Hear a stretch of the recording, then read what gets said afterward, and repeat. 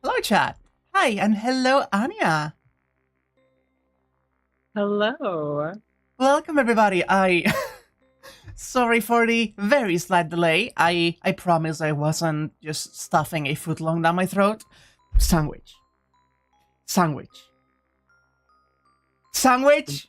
That was so intentional, it hurt. It wasn't! I swear to fucking God!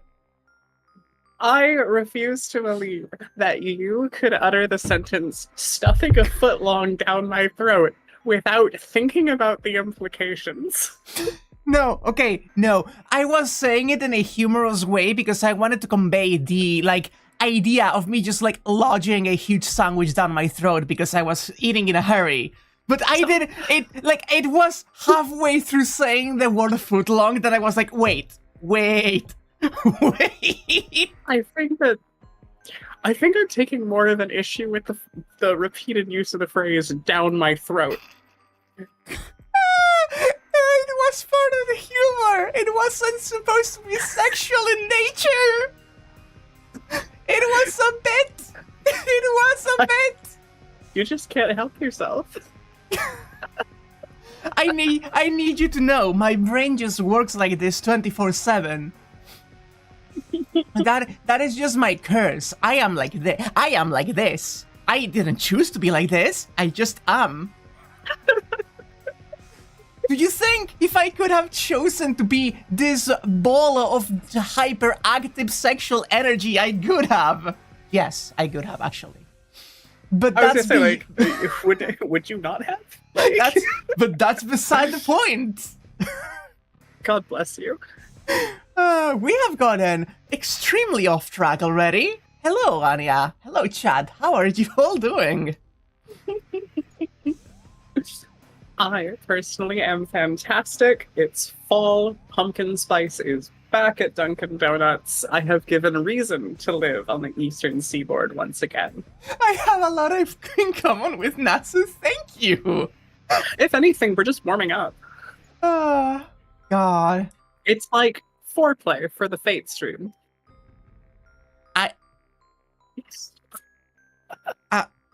I don't know how to feel about that. Especially considering where we're headed today. I don't know if you remember, but I literally just did. Yeah, I have the distinct impression we are going to be starting with, medical play, Shirou? And I don't know how to feel about that. Oh, we're in for it now, boys. It's so weird when I hear about all of y'all in the new continent talking about, pumpkin spice. If it is a thing here where I live, I am just too out of the loop to know about it, but I don't think I've ever seen, pumpkin-flavored stuff come into, season when the fall starts. So two things. One, it's probably because it's based off of, what I presume to be probably, an English thing, like pie spice. So, something from further north. And two, I think referring to it as the new continent is the single most Spanish thing I've ever heard in my life.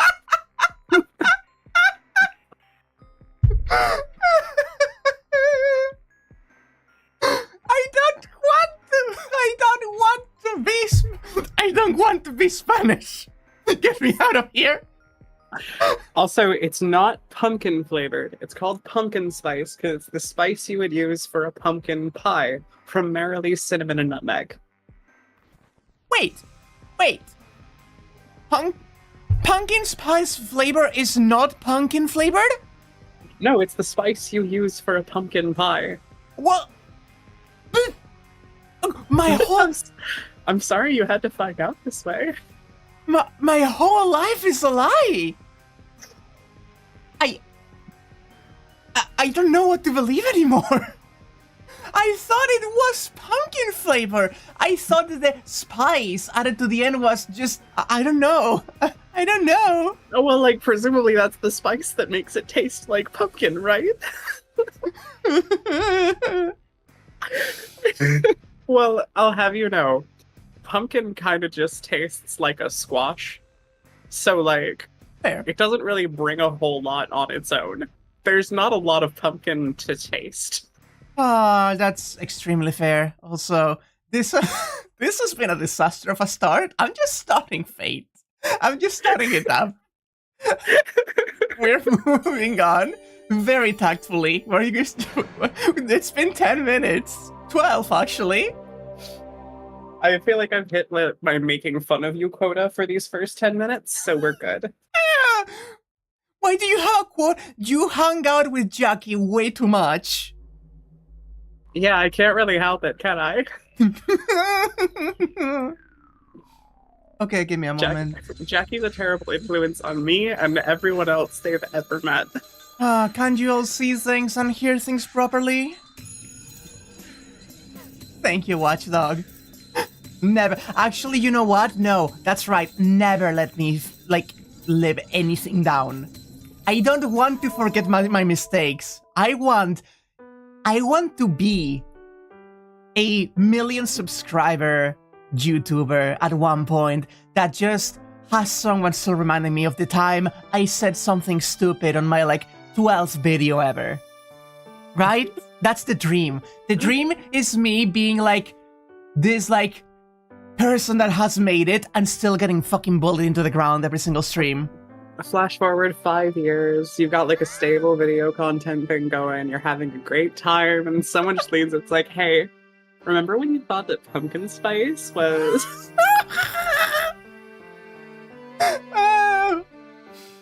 Oh, okay. Shall we begin then? Just as the sun was beginning to set, we finished our training for the day. I don't know if you can find 1 million subs who are willing to indulge your full accumulation king, but what about 1 million doms?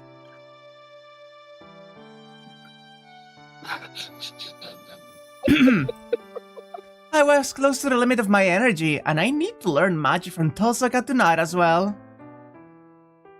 I didn't manage to accomplish my goal of taking even a single hit off of Saber, but I should probably save at least a little energy for tonight.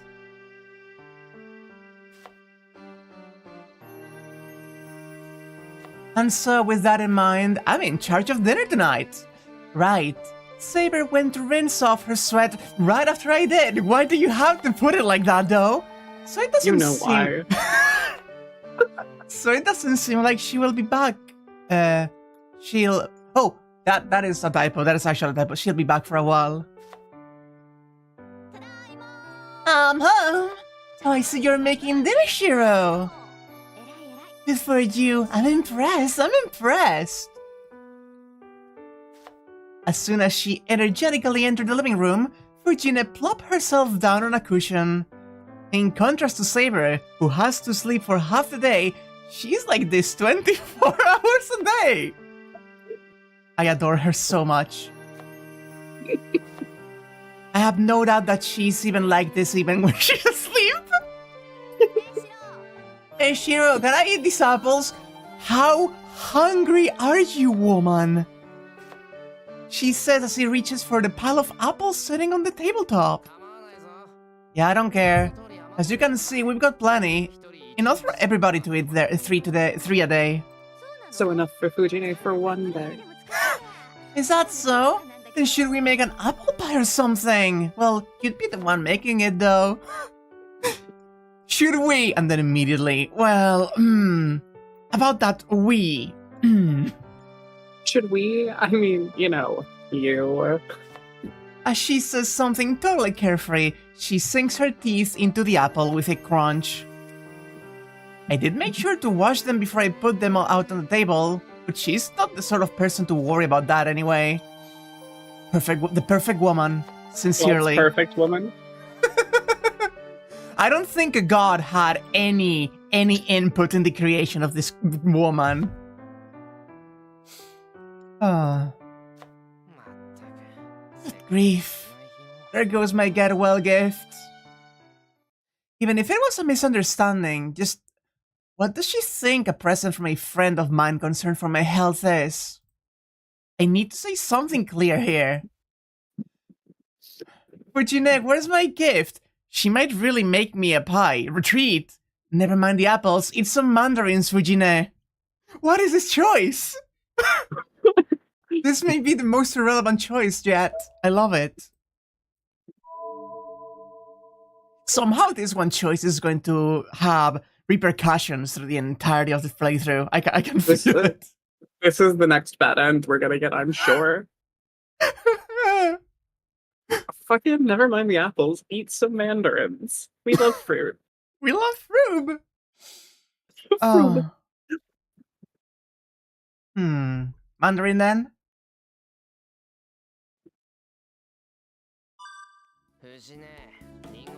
Fujine, it's fine to eat apples, but make sure you finish your quota. We've still got a whole box of those mandarins you bought. I just remember something awful. I don't want to eat any more mandarins. I need to know what your history with mandarins is. I am so intrigued. As she sinks her her teeth into the apple, Fujine prattles something ridiculous. What do you mean you don't want to eat anymore? I'll say this now, but I was against it. It's just you and me and Sakura, but you still ordered almost 10 sheets of mochi and came back with 3 whole boxes of mandarins. Even if it was New Year's, you bought too much. I mean, it's already February and we've still got a box left, don't we? If you let them spoil like that, I'll make you pay for the whole bunch. This is a dumb question, but how long does it take for mandarins to spoil? Yeah, at room temperature, it's 2 weeks to a month. They should be about done. Well, no, I've been keeping them in an ice box, so I think they will last a little longer. And right now, we really do have to eat them or they will go bad. Fujine, don't ever live by yourself, even by mistake. These days, food poisoning is really scary. Make sure you check the expiry dates on your food and be careful about eating fish in the summer. That is just an educational little PSA by Shirou to the audience, by Nasu just straight to us. It's because he knows that we're all just like her. Do not lump me with the wet beast.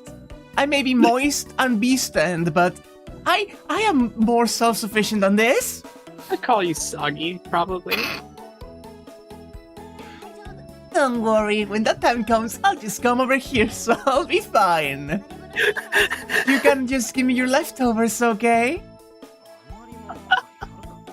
Like, I'm gonna give you my leftovers, you goof. You eat a lot, Fujine. If you're gonna come over to eat, I'm gonna make enough for you two. I look away in a huff and work on preparing dinner. Then I'll make a lot of money and pay for my food. After all, you're a deadbeat like Himitsugu-san was, and you always seem to be hard up for money. He is a teenager, and you are a school teacher, and also the daughter of a Yakuza boss. Shut the fuck up. She is the worst. I love her. In chat, feral sugar mama, let's go. Holy shit. She works more jobs than you do, Taiga. He does! Say whatever you want. I keep forgetting that Taiga's, like, employed. She is! Not only employed to teach. This woman operates around children constantly. She is a danger to herself and others, but mostly herself, I think. More importantly, why did you buy so many mandarins? You know that Sakura doesn't like them, and I don't really eat them either. That is just you and Sakura's problem, actually. Mandarins fucking rock. Mandarins fuck. Real quick, this stream is now like a Mandarin appreciation stream. I love those fucking things. Hell yeah! This is a good opportunity, so I voice a question I've been thinking about since New Year's. No reason, but Orange Heko sounds pretty nice, right? Heko? No idea. Well, no. I was a fool for expecting to get a logical answer out of Fujine. She isn't a teacher because she teaches. She's a teacher so other teachers can keep an eye on her. I could believe that, honestly. And honestly, yeah, apples are one of, like, my least favorite, most boring, like, fruits to eat. Like, it's not that the taste is bad, but after the second bite, it's just so much of a slog to go through them.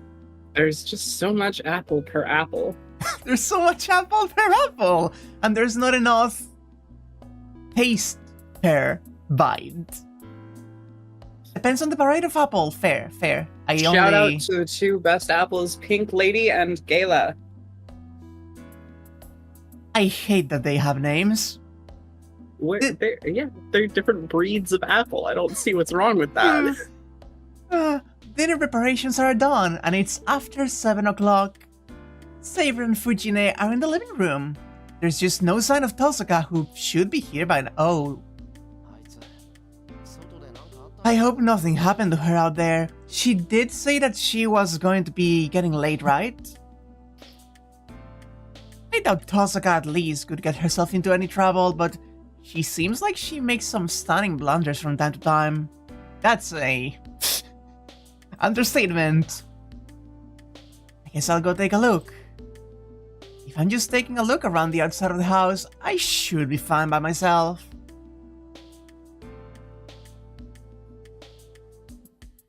More of a Granny Smith apple guy. Watchdog Gilf Lover confirmed. I love the chat conversations. Alien dear, thanks. Shut up.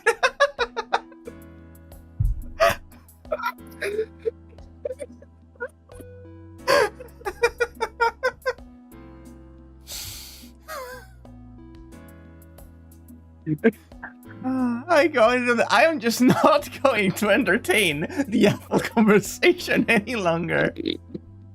I go out into the hallway. Just before I head out to the front door, the door rattles open and Tohsaka comes back in wearing her coat. Tohsaka? I'm back? What, you're coming out to meet me in your apron? It actually suits you pretty well, doesn't it? He just came to greet her in full male wife costume, and she's like, hey, I dig it. Do that more. And why aren't you in uniform? Without even a single twitch of her eyebrow, Tohsaka cracks what sounds like a joke. That's scary. The scariest people are the ones who can keep a serious face while they're telling a joke. Tohsaka, when I got to ask if something had happened to her, I noticed a blood stain on her hand. A slight trace of blood and a swollen index finger. Could that be... Tohsaka, I'm going to tell you that I have an incredibly bad feeling about this, but... What? If it's stupid, then don't ask. No, you didn't just beat somebody up, did you? Please, Shinji. We're all praying for it. Got it in one. Let's go. Got it in one. Shinji was making a loud and annoying nuisance of himself about something, so I treated him to a knuckle sandwich. Oh, I fucking love her so much. I also really like that she's like, oh, it's something. Like, it doesn't matter. The point is it was Shinji and he was being annoying. Tohsaka passes by me with a dismissive snort. I see. She gave Shinji a knuckle sandwich, huh? In that case, that explains the blood on her hand and the bruise on her face. Wait a second! Wait. What do you mean you hit Shinji, Tohsaka? Do you have to ask? There's like a million reasons to do that. Even you have beaten the guy up. Oh, shut up, will you? I couldn't put up with him anymore, so I just beat the snot out of him, that's all. The snot out of him with your bare hands? Bear, as a grizzly bear! God's perfect woman. Tohsaka lets out another snort. This is what the founding fathers had in mind when they said the right to bear arms. Just as the founding fathers intended.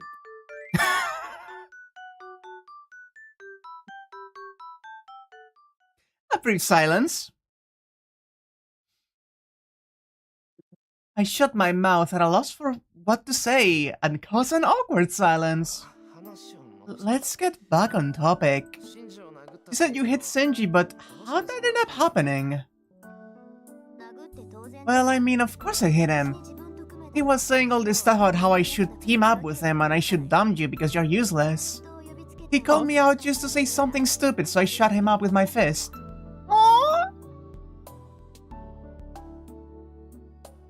No matter how you look at it, isn't that a little too short-tempered, Tohsaka? No, you're just too nice yourself. She had the full right to do so.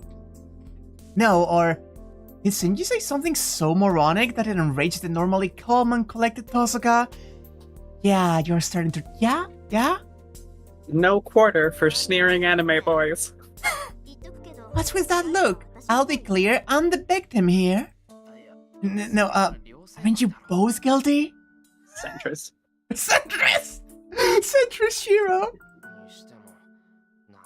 Even so, why could Shinji say something like that to you? He tried to offer to team up with me. Oh, like you don't realize that Shinji is just a scumbag trying to get a one-up on anyone because he himself is useless? Who knows, maybe he thinks of you as a rival or something. It got really weird when I told him that you and I were living together. The whole eroticism returns. Except we know that he's after, like, Raiden specifically. Oh, whoa, he's bisexual. I didn't know that. Ew, Shinji likes women?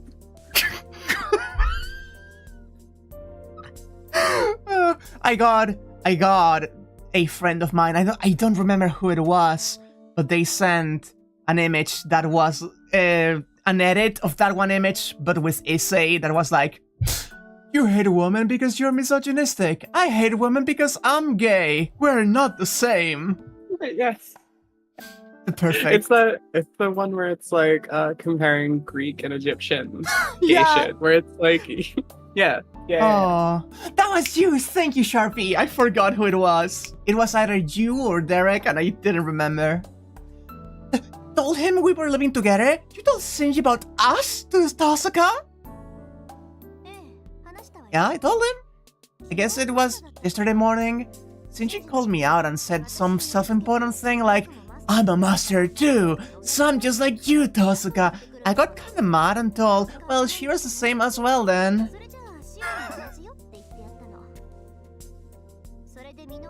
Then just when I thought maybe he'd learn his place, he ambushed me in front of my house just now.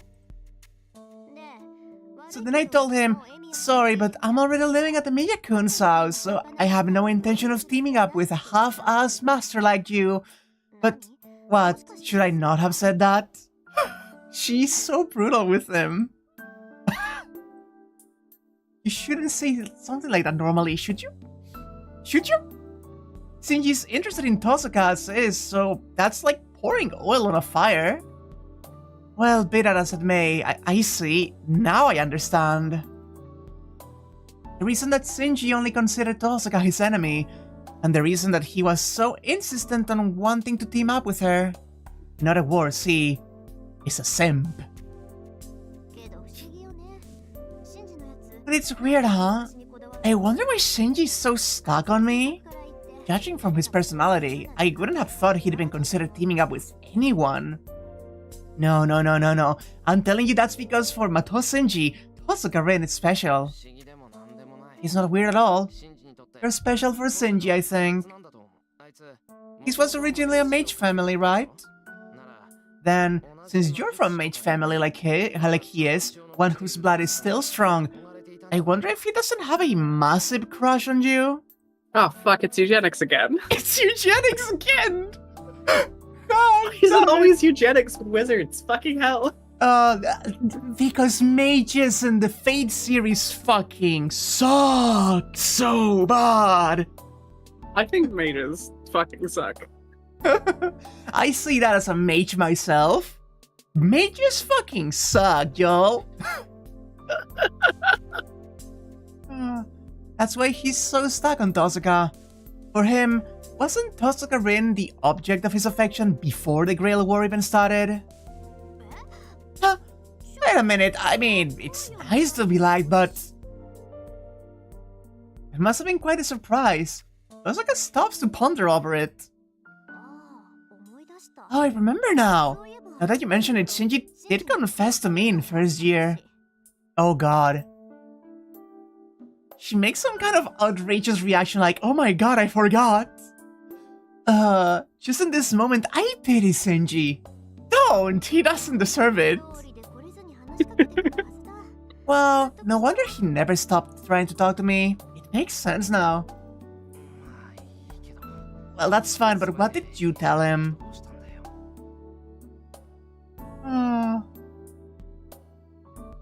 Also, I'm just going to say that her being outright confessed and then having him chase after her and like outright obviously flirting at her and then trying to team up with her and not realizing, that's so autistic girl swag of you.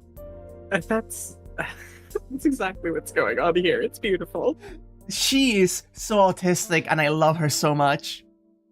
She's, I think, definitely my favorite of the characters so far, but like... Oh,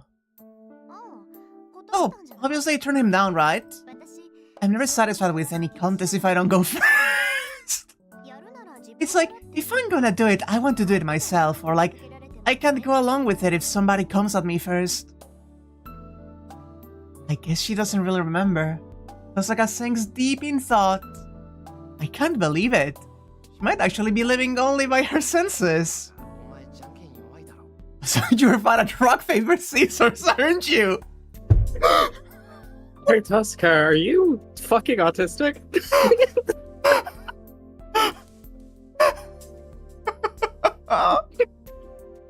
You know the is he, you know, and the limb wrist? It's like that, but like both of the hands are like the close together dinosaur pose. The T-Rex hands. Is she, you know, T-Rex hands? I love that. Oh my god, that's stupid. No way! How did you know that? Oh my god, Shirou, you can't just ask that. Of course she is. If she likes going first, then naturally she's going to be weak against someone who goes after her.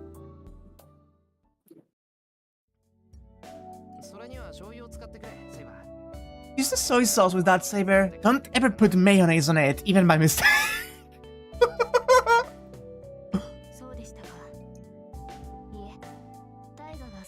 Is that so? No, Taiga put that on hers, so I wondered if I shouldn't too. Regina is just playing around. You can't really use her as a reference, so be careful in the future, alright? You can't use her as a reference of like an adjusted, like living human being. I see. I was following Sakura's lead before, so you never warned me. No, it's not like that I'm angry or anything. I just went to all the trouble to make it, so I wanted to taste good for you. So, back to what we were talking about before. Shirou, seconds please. Give me lots of stuff in my miso soup, okay? You got it. What about you, Saber? We went harder today than we did yesterday, so you gotta be pretty hungry, right? Why did you have to word it like that, Shirou? Not especially, but just in case, I will have another bowl. Just in case. Just in case. Yeah, please do, please do. If even you started getting up to raid the fridge because you got hungry in the middle of the night, I might die of shock.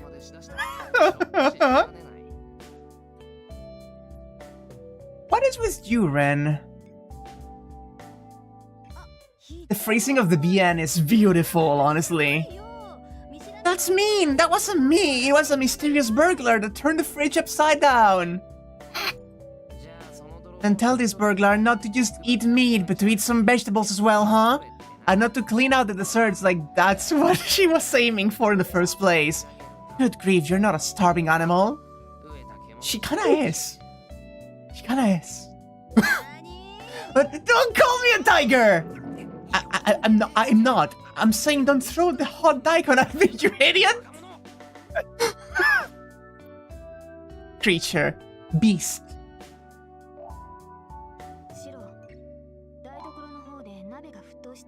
Shirou, a pot seems to be boiling over in the kitchen. Fujine, time out for a minute. I have to go turn off the stove.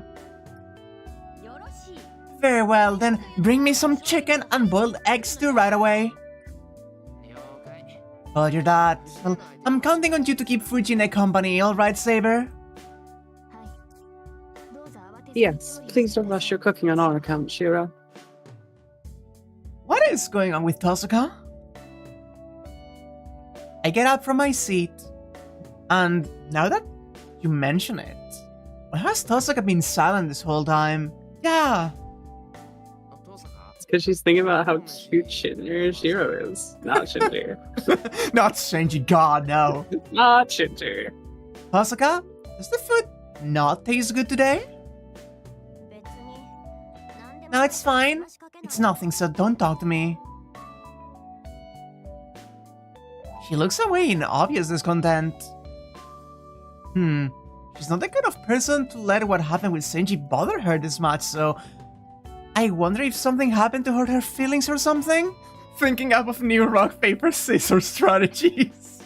Just watch, like, the first 20 episodes of Hunter x Hunter, because about half of them are about rock, paper, scissors.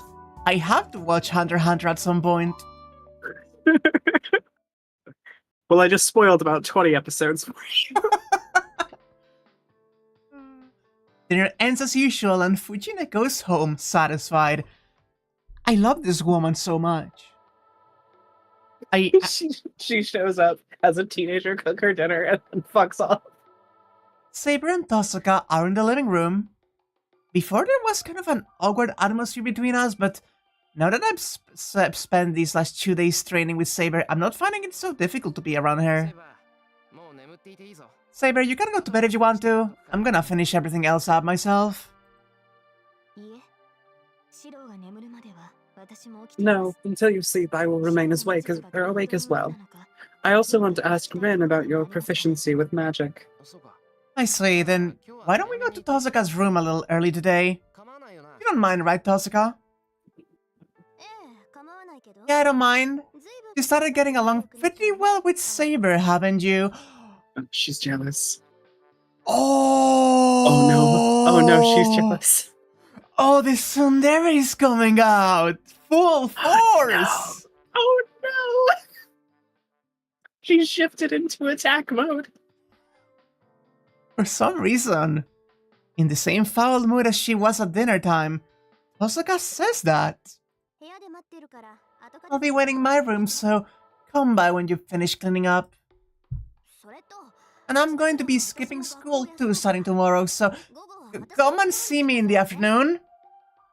She is jealous that he has been spending so much time with Saber that they have built a bond.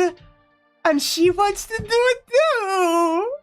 Oh my good golly goodness. She sensed what route she's in and became bitter. Hey, this route is not Rin-centric. What's up with that? That's crazy.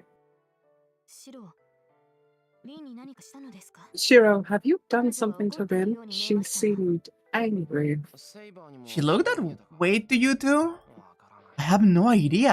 I haven't done anything to make her angry. Saber and I look at each other and both tilt our heads in confusion. Everyone's autistic. Everyone is so autistic. We can't even guess what Tohsaka might have been angry about. God! Not even any idea. Well then, why don't you start by trying to reinforce this lamp? So I can beat you to death with it. It's fine if you just raise the strength of the glass around it. Here, she says, and hands me an anachronistic lamp. I sit down on the floor. Holding the lamp in both hands, I take a deep breath. Tohsaka says it so easily, but my whole body is stiff with tension. And if it's something that I do every night, at present it's also the truth that my success rate doesn't exceed 0.1%. Tohsaka says she wants to see how much I can reinforce something in order to measure my skill, but if my reinforcement doesn't succeed in the first place, there's nothing to measure. You two have been an autistic teenage boy who is completely incapable of picking up on signals. Oh, Shirou. I shake off my idle thoughts. I can't afford to get distracted. I believe it's idle. Oh. What did I say? Idle. Did I say idle? I know that it's idle. Like, that is one I know. What the fuck, brain? First, I concentrate on the lamp.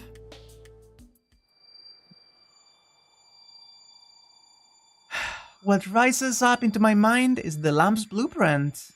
I can picture the shape and the ingredients of the glass and the pathways for energy that, in a human, we could call blood vessels. Then all that's left for me is to pour my own magical energy into those blood vessels. I just have to do it the same way I always do. I feel the sensation of a burning rod entering my spine. I stab the single burning nerve that will never be compatible with a human body into myself and force my body to adapt itself to it.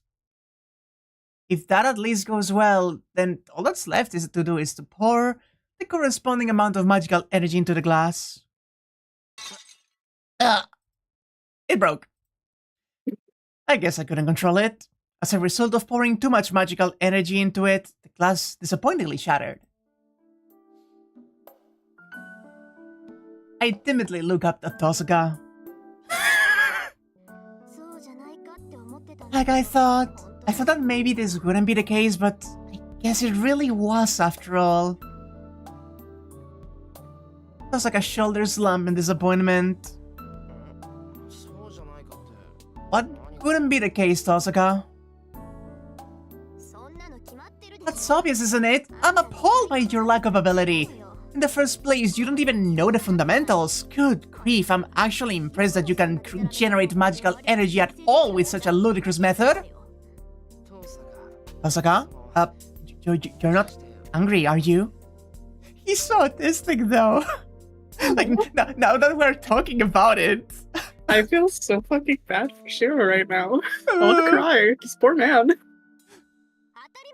Of course I am! I'm stunned at you for having trained yourself embracing such a fundamental problem, and I actually want to kill your teacher for not correcting it for you. Why the hell are you taking such a long way around? I don't really understand what you're talking about, but you're insulting my dad. It's my fault I don't have any talent. That doesn't have anything to do with my dad, does it? It does. If he made you his apprentice, even for a moment, it's his responsibility as a teacher to correct your mistakes, isn't it? Well, there's no point in beating up on someone who's not here anymore. But even so, your teacher got the very first process wrong. As she lets out an angry snort, Tohsaka pulls something that looks like a tin out of her bag. Damn bitch, you magic like this? It's like one of those tins full of varicolored candy drops that foreign children apparently love. That is a sentence.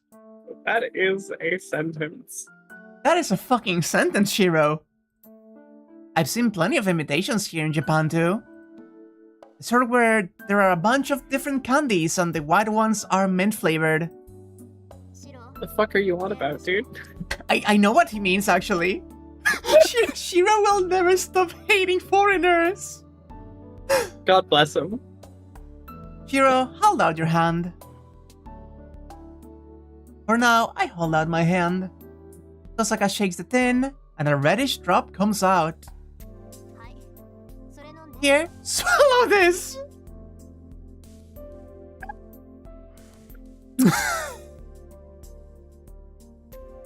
For the moment, I do as I'm told and bring it up to my mouth.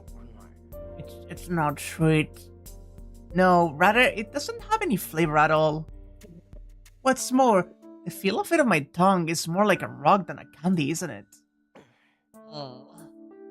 I force myself to swallow it. Oh!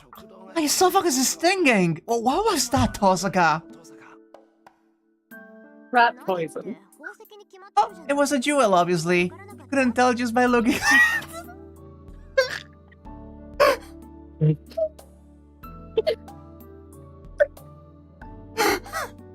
Fei, just good boy. No! Shut up! No! Shut up! As calmly as can be. Tohsaka says something absurd. I knew that sentence was coming with that structure, but I thought it was going to be outrageous instead of absurd. A jewel? Why? There's no help for it, is there? I prepared some medicine too, but that wasn't going to work to fix you. So I had no choice but to use the strongest thing I've got to open your switch. Oh boy. Oh boy. Also, Rin, I can fix him, Tohsaka. Like, yeah, but not how that's usually said. That's like, he's actually dysfunctional and I need to fix it. That's not what I'm talking about. Why could you make me eat a jewel? How am I supposed to digest something like that? Hey, you. If you're going to worry, choose something else to worry about. It's not just a jewel. What I just gave you was a tool to force you to understand something you don't understand yet. It's going to start dissolving in a second, so you better brace yourself if you don't want to pass out. Jesus. Pass out? Or are you saying something like that so before I can finish? The change strikes me. It's LSD, Shirou. It worked for the Beatles, it can work for us. My body's hot. I'm losing feeling in my limbs. A heat that I can only imagine is pain is solidifying in my back. This edible ain't shit. I fucking love it. My consciousness is concentrated in the middle of my forehead, and if I don't squeeze it tightly, I can't stay standing.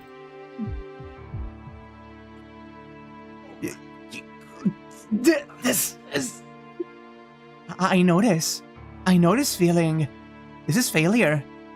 This is the backlash that happens when I fail trying to insert a magic circuit into myself, isn't it? It's fine.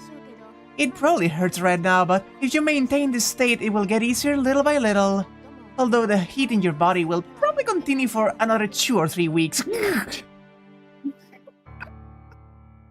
Rin? I do like that it's not like she doesn't have time to explain the consequences to them. She's just like, okay, yeah, do it.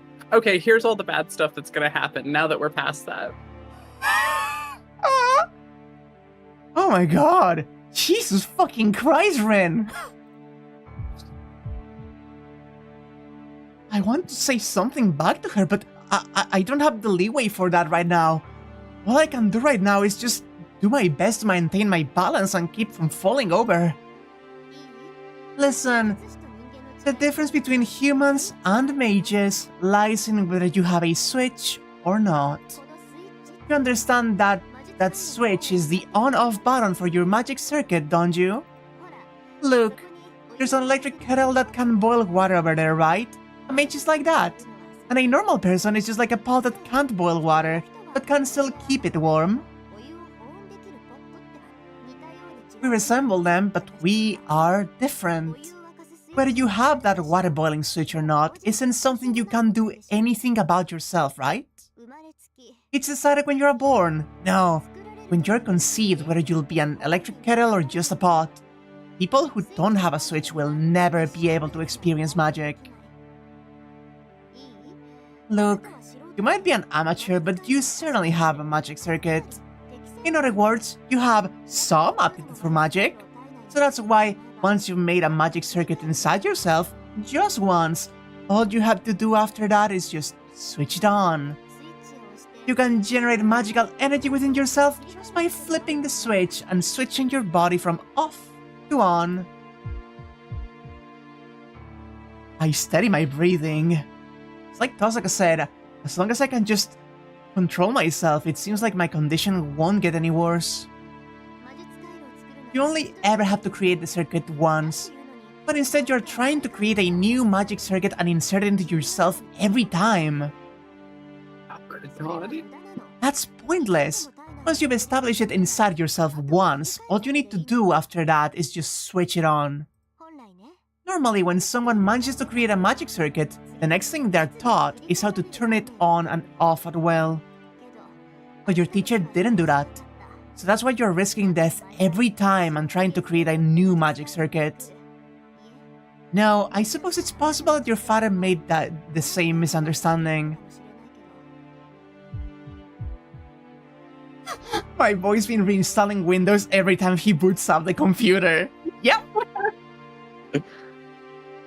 But that just means he can run all of them at once for maximum power. I breathe out. The nerves in my arms and legs are slowly but steadily regaining their feeling. Because you've been training yourself wrong all these years, your switch is closed. When that happens, we have to force it open and make your body understand that it has one, right? Look, the jewel I gave you. Just now was something to force your switch to on, so you're going to stay like that forever. If you want to go back to the way you were before, you have no choice but to flip the switch to off yourself. I think the intonation there was wrong. I know. You just have to flip the switch to off yourself. You should off yourself now.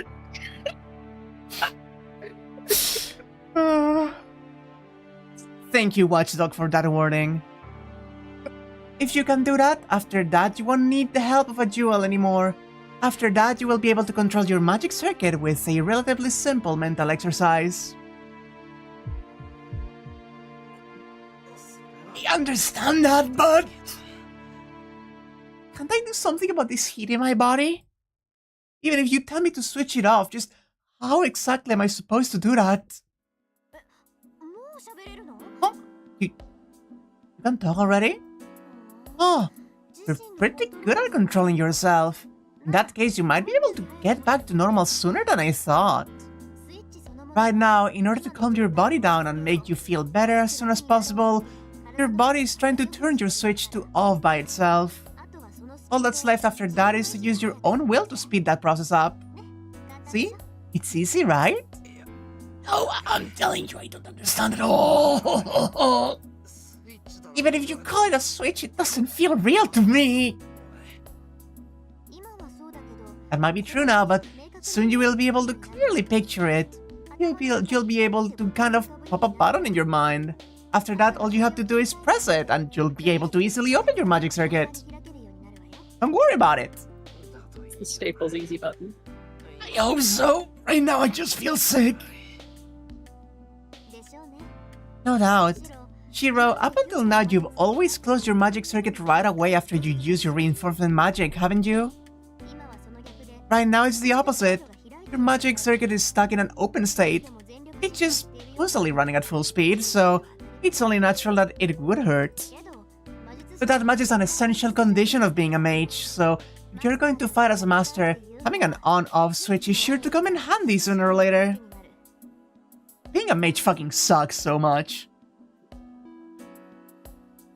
Like in Melty Blood, type Lumina, yeah, open your magic circuit.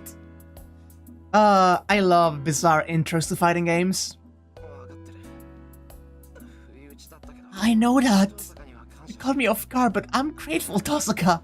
Generally, if I can get a real sense for this switch, that will be a plus. This man is in unimaginable pain, and he's like, "Thank you, Tohsaka, you're so kind to me. I really appreciate your help on doing this to me. God." You do understand, don't you? But you don't have to thank me. I just helped you because it'd be a problem for me if my partner stayed weak forever. Did Shirou just suck his thumb for the pain?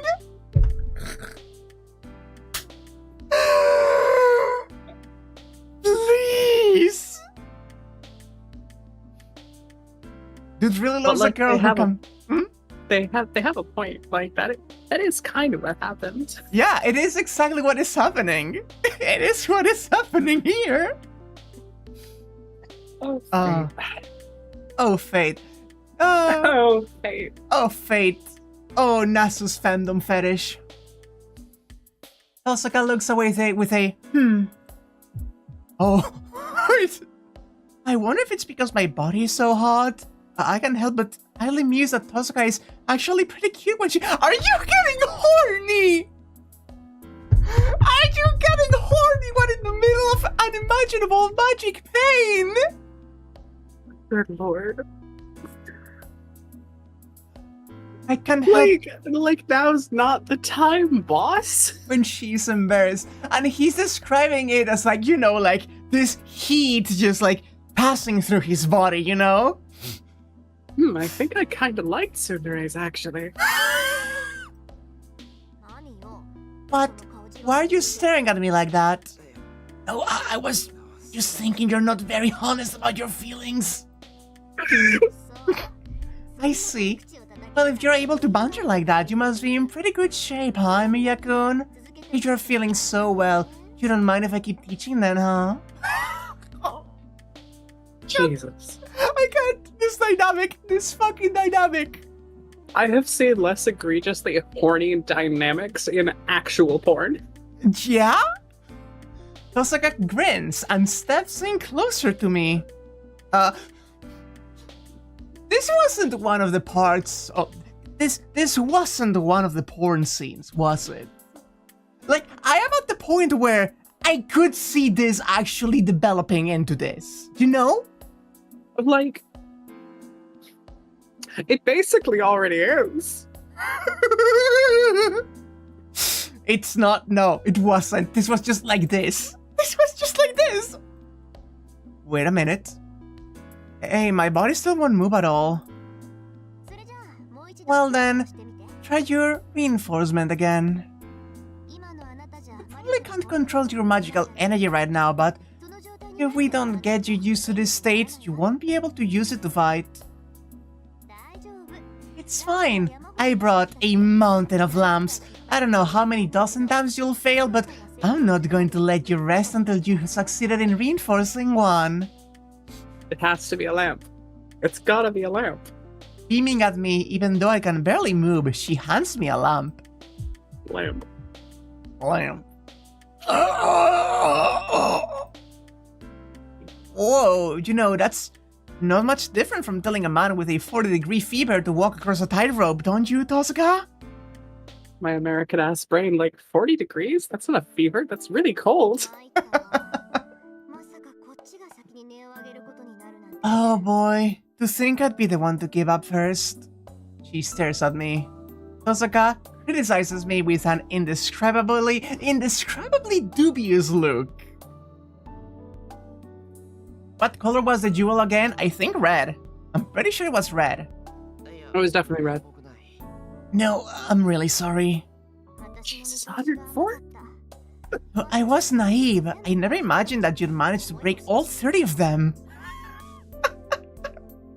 Red-pilled Shirou! Shut the fuck up! Jesus, kind of serving big femcell energy, I think.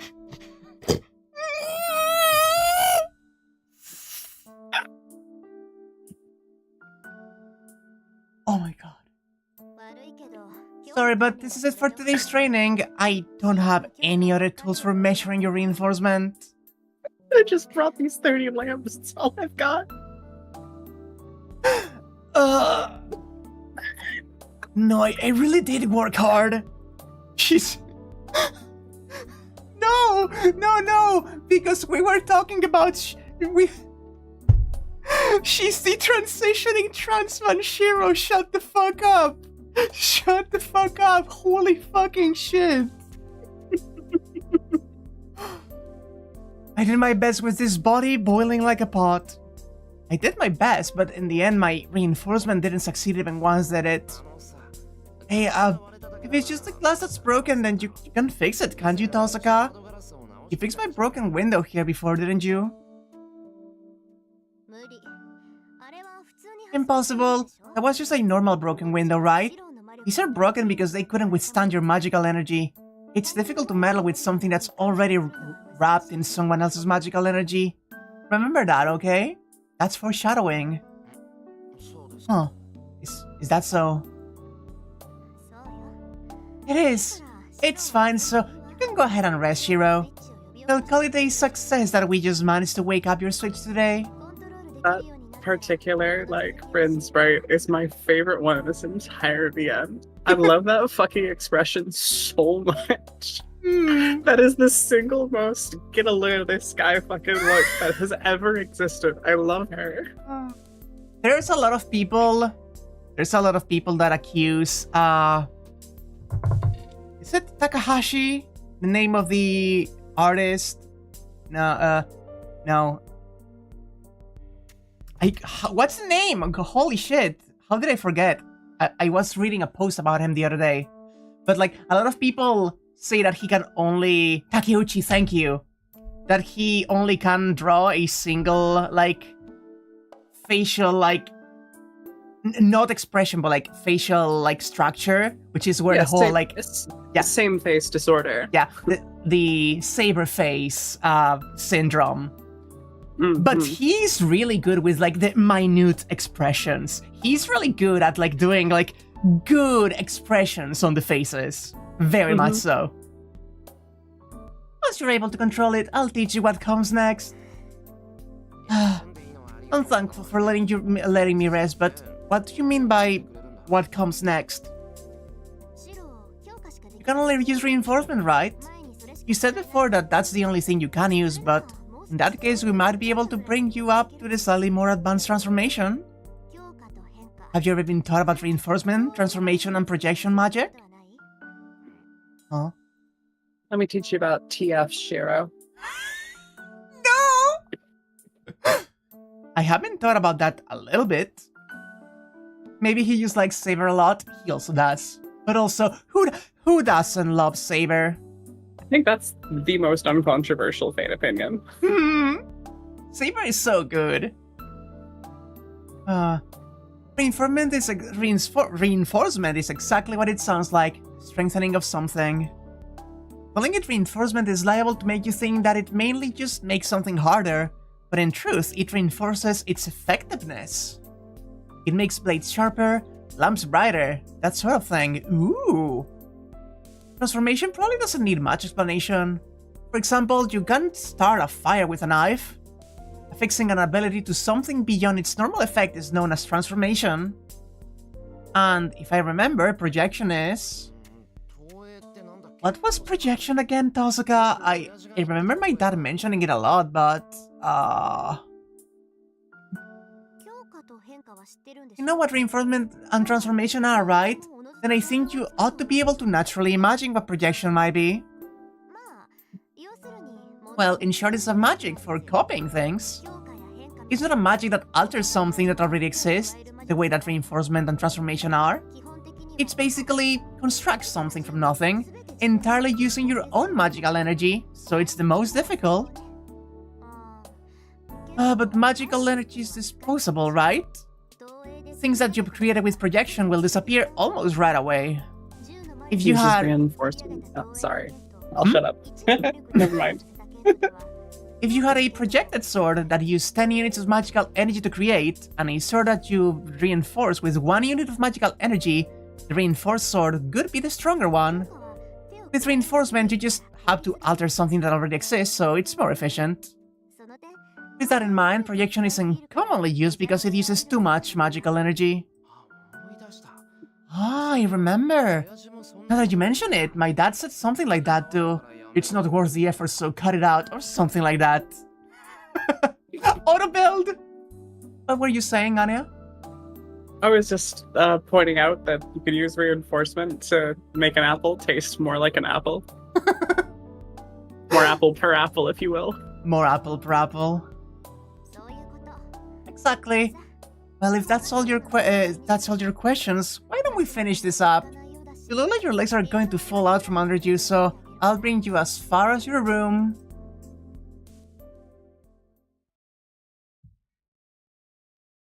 I have her take me as far as the outside of my room. And Saber has been awaiting my return here on the porch. Good work tonight, you two. I don't even have the energy left to reply. Responding with just a nod of thanks for the moment, I moved to my room. Custody swap.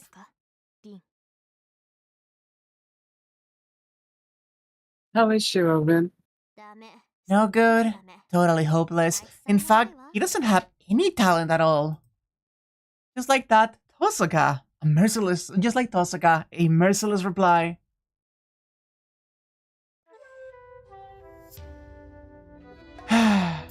Then, before I know it, I'm looking up at the night sky because I can't fucking just rest in my room. Tonight, it's not that I ran away because I was thinking about Saber. It's just that, unable to get a grip on the things Tohsaka taught me and my still burning body, I'm here basking in the night wind like this. Shit, gang! Shit, gang! But if I can really master the switch thing, that is just a matter of... I was thinking the same, I know. I know. Look at the polycule. I can master this switch thing. It's just a matter of procedure.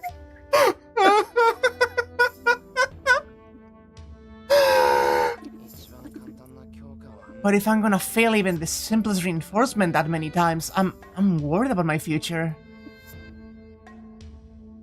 Shed-chan is the real waifu. We're playing the shed route.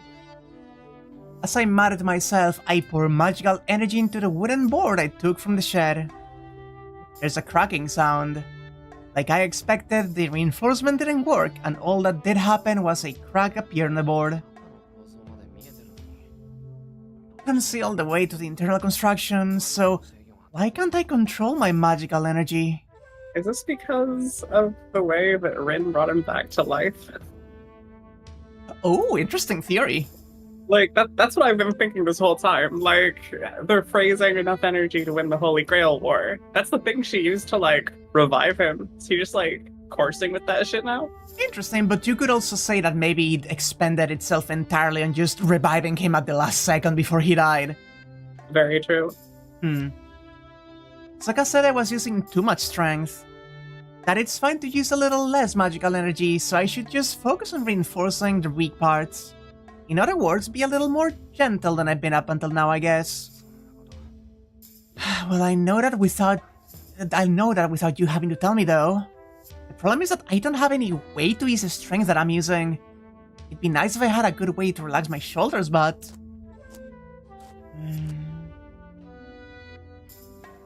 Footsteps that seem to soak into the darkness. This is the second time I've felt this presence approaching me without restraint. What do you want? I don't have anything to talk to you about. Same goes for me. But Rin seems to be worrying about something, and I couldn't just sit by and watch. As I glare at Archer, I toss aside the wooden board in my hand. And, with apparent interest, Archer picks it up.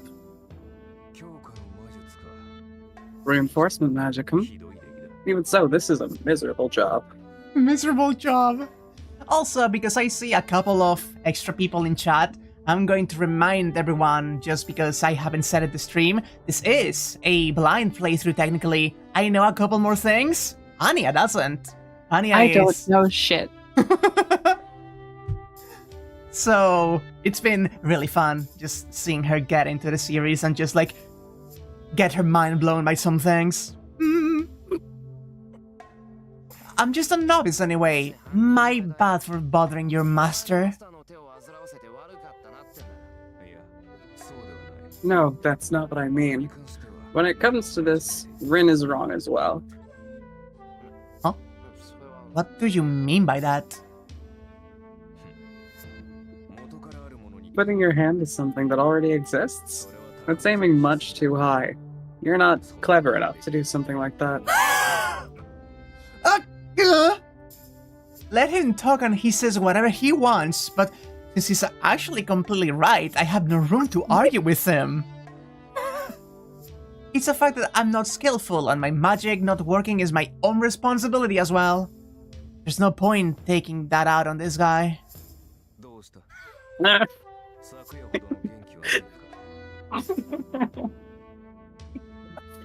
I'm still not over the symmetrical man.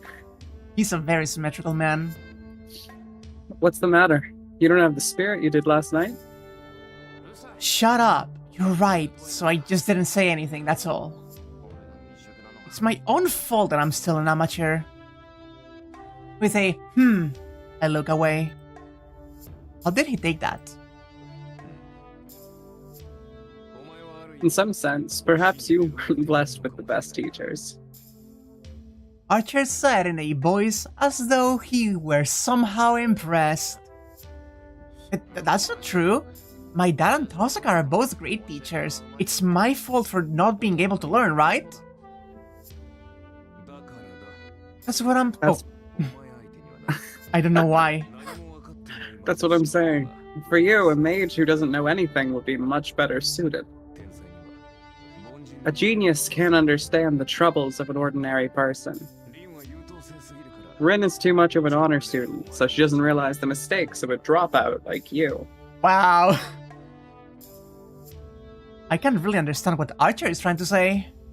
I can understand it, but when I simply try to bounce on his words... I don't really understand, but in short, are you trying to pick a fight with me? I'll fight you right now, free of charge! I'll fucking kill you, let's go! I've been aching to deck you in the face, Archer! That's also a mistake. Emiya Shirou isn't suited to hand-to-hand fighting. Your fight's a mental one. It should be a fight against yourself. You're mentally ill, boy! Go to therapy. You're saying a mage's fight is a mental one, right? I know that already. Even so, if we're gonna fight, we've got no choice but to hit each other, do we?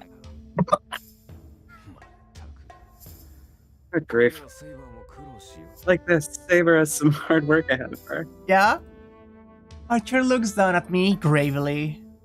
In his eyes is something I've never seen before, a mix of anger and genuine disappointment. I'm only gonna say this once, so listen closely. Look, if it comes to fighting, Emiya Shirou has no chance of victory.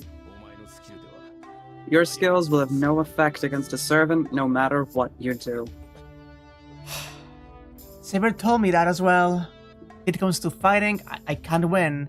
That no matter what kind of strategy I prepare, when the battle starts, Emiya Shirou has no chance of victory. So imagine it, at least. If it is an opponent you cannot defeat in reality, then win within your imagination. If you can't win yourself, then imagine something that can. After all, that much is all you're able to do. Huh? I don't know why. I just have a feeling that his words pierce my chest with incredible honesty. Don't forget this, they said. More than anyone, I myself thought that I mustn't ever forget this man's words. I don't know what's wrong with me, offering advice to someone I'm supposed to kill. Somehow it seems Rin's softness has infected me as well. Soft Archer. Soft Archer. Suddenly, Archer disappears.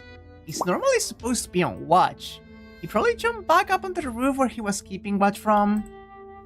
Probably. What's with him? Became less of a hater? Facing the man who's no longer here, I whisper a complaint. There's no response. As I turn, Archer's words over and over again in my mind. My burning body feels the cold winter air.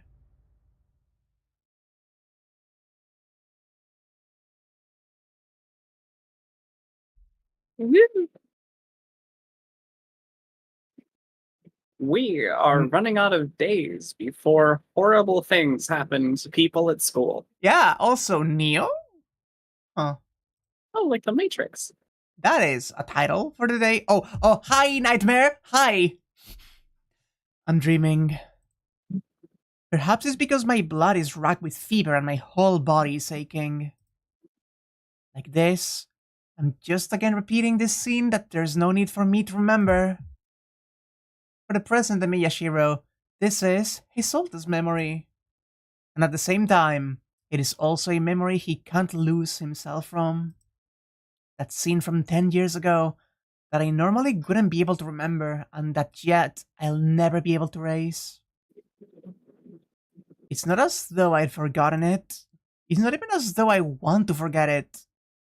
For me, this is no more than something that happened. And so I don't even think that it's especially painful. Nor is it something that particularly makes me shake with anger. For things that are past, that's all there is. You can't redo them, and there's no taking them back either. Miyashiro escaped from this scene, and even now he goes on. All that I'm able to do is just look forward. It's not as though anyone told me that. It's just something that I've thought vaguely ever since I was a kid. Not forgetting the past and not denying it either. That only by affirming it can I keep the things that were lost alive.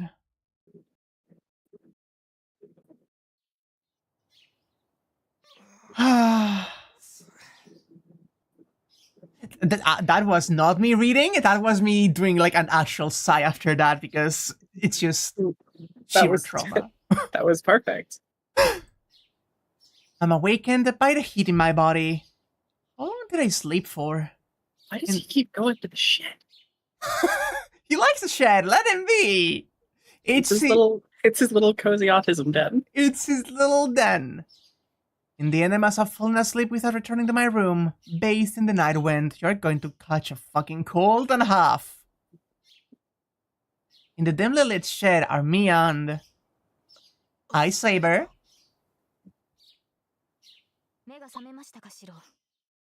Are you awake, Shirou? I don't care if you sneak out of your room, but sleeping here is rather sloppy, don't you think? Good morning. No, I had a fever last night, and when I went outside, I just felt so sleepy. I can tell that by looking at you. You don't need to explain, just please be more careful next time. My master is taking his rest in a place like this. There's no ground for me to stand on. I'm sorry. I'll do my best to sleep in my room from now on. It's a great help if you understand. By the way, Shirou, Taya has been calling for you for some time now. She's hungry. Fujine is? What for? I wonder if it doesn't have to do with breakfast. It's long past breakfast time. Huh? Oh, it's already after 7? Oh shit, I overslept. You were right, she's hungry. She's like the cat standing in front of its bowl just screaming. I suppose you have. It's rare for you to be the last one to wake up, Shirou. Rin's training last night must have really worn you out. Saber calmly analyzes the situation. But I don't have time for that. Sorry for making you come and wake me up, but can you head back first? I'm gonna get changed and head to the kitchen right away. Yes, then I shall go and try to pacify Taka as much as I can. Pacify? Pacify? Saber disappears on calm feet. But pacify Fujine? Saber's gotten pretty used to mornings around here too, hasn't she? She's part of the family now. No? I dash into the kitchen, shrugging off Fujine's torrent of abuse washing over my back. I spend a little less than 5 minutes preparing breakfast. Sorry to keep you waiting. There's not much time until they close the school gates, so eat up quickly. I plop breakfast down the table. Huh? Then... What the hell is this?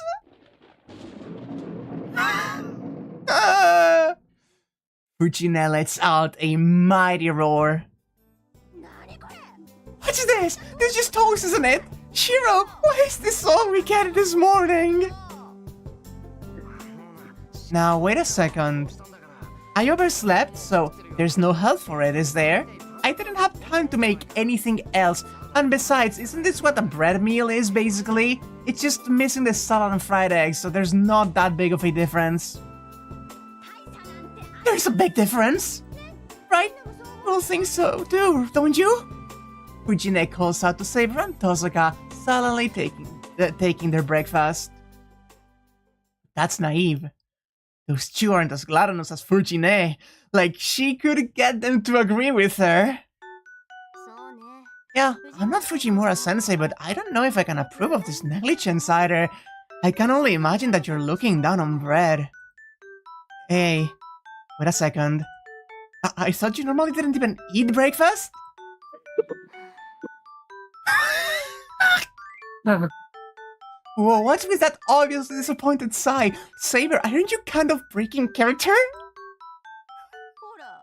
Look, everyone's saying that you're at fault, Shirou. Since it's been decided by majority vote, you're to provide a proper breakfast after you've apologized for what you've done. Like, I'm gonna go along with such a fixed vote? In the first place, if I start taking sides now, you'll be late, Fujine. Making sides. It's already 7:30. You're already not going to make it in time if you don't eat on the way, so I propose you give it up. It's fine. If I have to choose between being late and going hungry, I'll choose breakfast every time. Don't! You called yourself a teacher? Come on, hurry up and eat and go to school. I'll warn you, but under no circumstances am I making any more food than this. Oh, is you're serious about the weirdest thing, Shirou? If you keep talking like an old man, you'll turn into one before you know it. That goes without saying. Thanks to you, I've already got the taste as one. I shoot back and take a bite of the toast. No. Well, honestly, having this many people together and only eating bread for breakfast is kind of depressing. The more I get used to Shirou's character, the more and more that Fujine is grating on me, because I'm just imagining myself in this situation and it's so frustrating. Taiga really is one of those characters that's really fun as a character, but if she was a real person, she could be actually terrible. Perfectly said. Thank you, yes. This is an argument between a 16-year-old parent and a 28-year-old child. I think Taiga is 25 or 24. I don't think that makes it any better. God. Shirou makes excuses for Shinji. Taiga's sister is nothing. She's 24 if you recall. Fair. Yeah, that's fair. The sounds of Shinai ring out. The substance of our duel is the same as always. I frantically attack and Saber parries it easily and responds with a counterattack twice as sharp. I somehow managed to survive that and, unfazed, I strike again and I'm tragically defeated. We're just repeating that contest over and over. Just dying. I come to a stop, but my shoulders heaving with every breath. In a series of most characters of all time, Taiga is the most character of all time. Well said, yeah. I wipe off the sweat pouring down my forehead with an arm and gulp down a breath. What are you resting for? Yesterday Shirou would never have given up there. Come, please get on with it and attack me. No, wait a minute. If we go anymore, I can't breathe. I need a quick break. How unlike you. If you won't come at me, Shirou, then I'll just come at you myself. You have no objection to that, I hope. Saber irritably stares at her failure of a student. But even if she makes a face like that, I can barely move. What on earth is the matter with you, Shirou? You're like a different person this morning. There was something to be impressed by in the way that you attacked me directly, but I can't feel any strength in you today. Yeah, I know that myself, but no matter what I do, I can't get it to work. The, circumstances are too different from what they were yesterday. Is your body still feverish?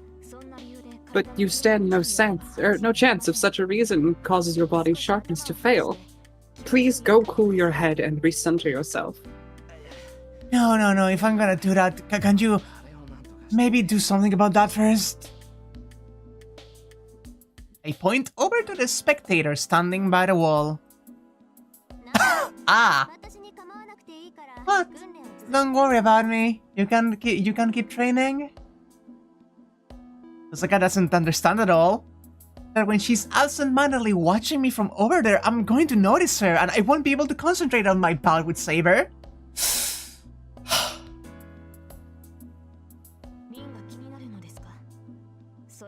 Are you worried about Rin? It's just more proof of your lack of training, isn't it? Very well. In that case, I'll make you unable to worry about any spectators. Oh, wait, Saber, I still haven't caught my... That's no problem. You can get your breath back while you fight. Saber vanishes from my sight. In the instant that I panic and protect my face with my shinai, Saber's own shinai whacks me on the top of my head. Concussed. So because of all that, today's training was superlatively harsh. Superlatively. It's the meme? What meme? It's the edit you made. After I was knocked out the first time, I stopped noticing Tohsaka's eyes on me and completely focused on defending myself from Saber's attack, and before I knew it, it was lunchtime. That is head trauma. Shirou, you need to go to the hospital, please. A little bit of concussion builds character, I think. Well, but you're really calm, aren't you, Saber? You fought with Shirou for 3 hours and didn't even move an eyebrow. You're normally pretty quiet, but it's like you're even more polished in battle, or maybe like you're more robotic? I find that offensive.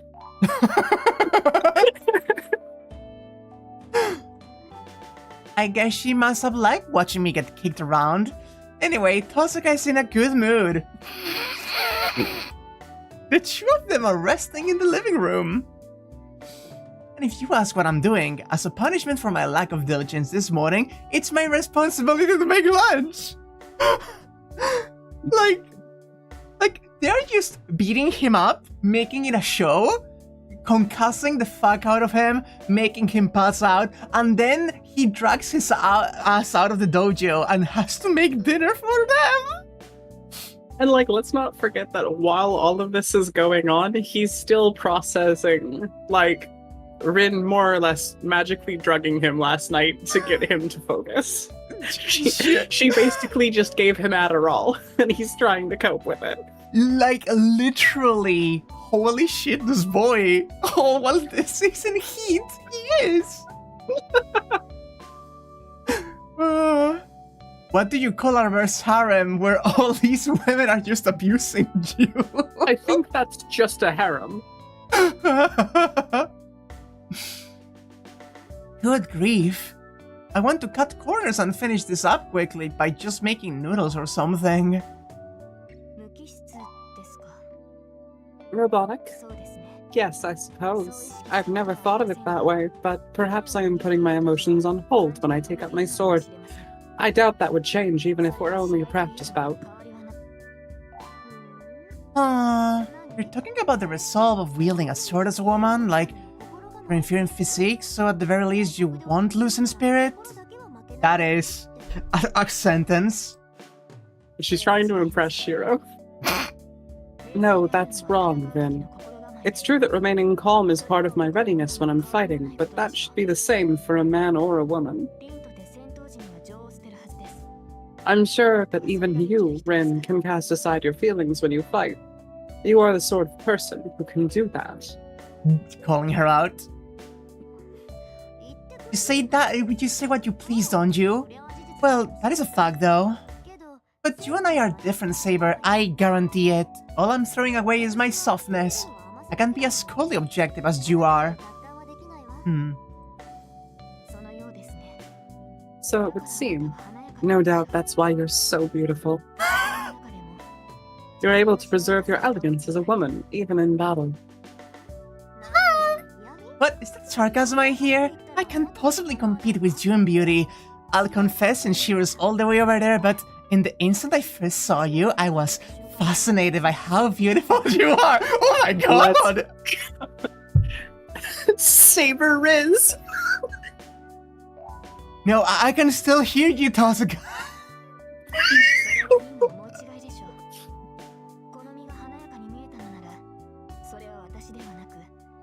I'm sure that was just your misunderstanding, Rin. If I appeared beautiful to you... to you, are you sure that it wasn't my beauty, but the beauty of the Saber class that you saw? I'm telling you that's not it. Purely I just thought that, as another woman, I'd lost to you somehow. If it wasn't that, it wouldn't have been such a shock.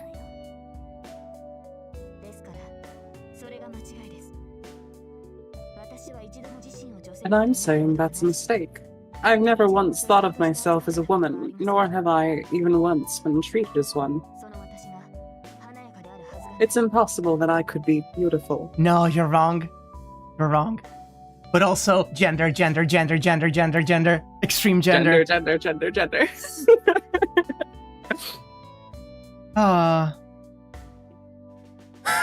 Oh, I'll treat you as a woman, Rin said, drooling slightly. Holy shit! Christ! Oh, wait, titty. Speaking of woman, I'm going to take my titty pills. Good thinking. I am obsessed with that scene.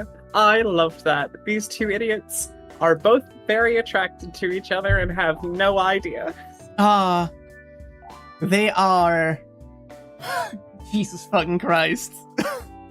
I love them though.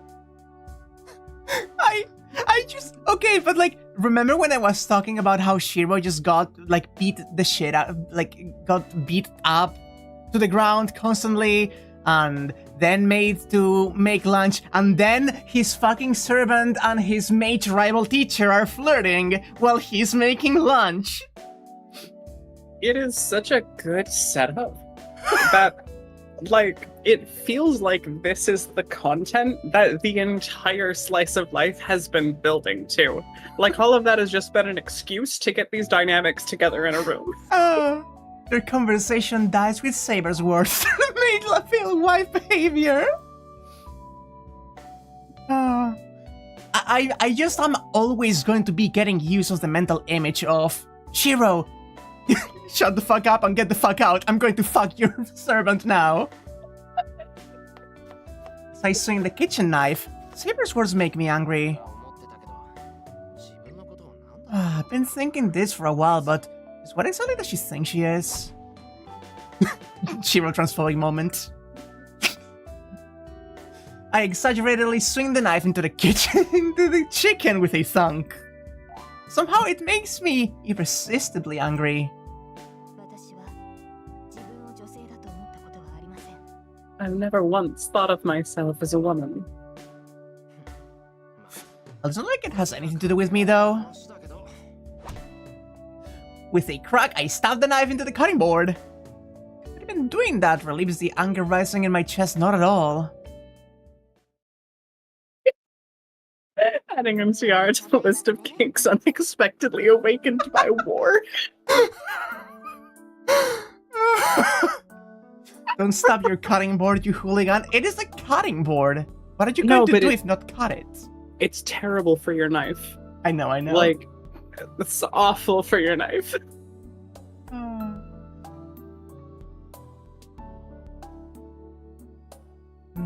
1 second.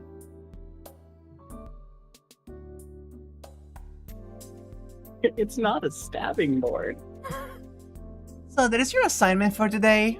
I brought more of them than I did yesterday, and your body seems to have calmed down as well, so this time I bet you'll succeed. I have no idea how she got them all the way to my house, but Tohsaka pulls out about 40 lamps. I have logistic questions that will never be answered. Like where she's getting all these lamps. And especially, like, they're all being counted amongst each other and they were described as anachronistic. Is she just bulk ordering vintage lamps? What's going on here? Why does it have to be lamps? I'm going out for a bit. I'll be back in a little while, so finish up by then, okay? We say later then. Tohsaka leaves the room. Oh.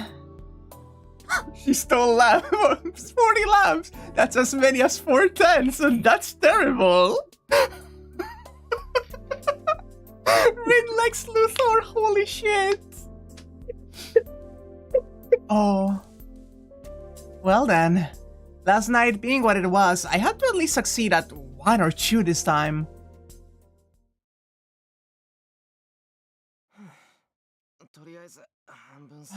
For the moment, I guess that's half of them done. It's taken about an hour for me to attempt to reinforce about 20 lamps. Half of those broke and the other half showed no change. But in 5 of those lamps that showed no change, I did ably pass magical energy through them. All that's left now is just to challenge the other 20 lamps, but... Wait a second, if I got 5 of them, isn't that enough as a test? All of these lamps kind of look like antiques. It'd be rude to Tohsaka to pointlessly break any more of them. Okay, so that is confirmation that these are all vintage lamps. Yeah. Like, what the fuck are you doing? Yeah, in that case, go and get Tohsaka or wait quietly.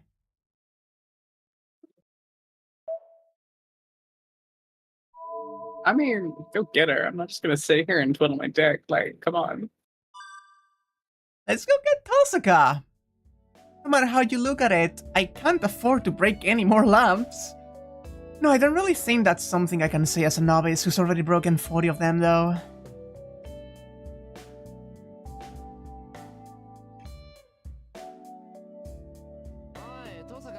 Hey, Tohsaka! She's just making out with Saber in the fucking... Imagine!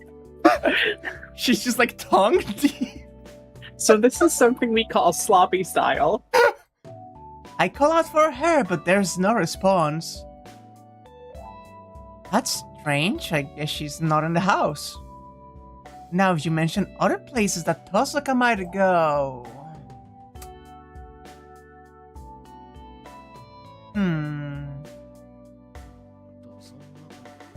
There's somebody in the shed. For some reason, it seems like Tohsaka and Saber are inside having a conversation. Hey, Tohsaka. When I raise my hand to call out to her, a chill runs down my spine. I think that was a wave of Tohsaka's enmity-filled magical energy that washed over me from the inside of the shed. Huh? My voice that was about to call out freezes. I can tell all the way out from out here that Tohsaka is angry. Just their voices enters my ears. Before I know it, I've ended up eavesdropping on their conversation. What the hell is he? I can't tell if Tohsaka's whisper is angry or frightened. Saber is suddenly standing behind Tohsaka. I can't believe it, Saber. You'd notice this too, right?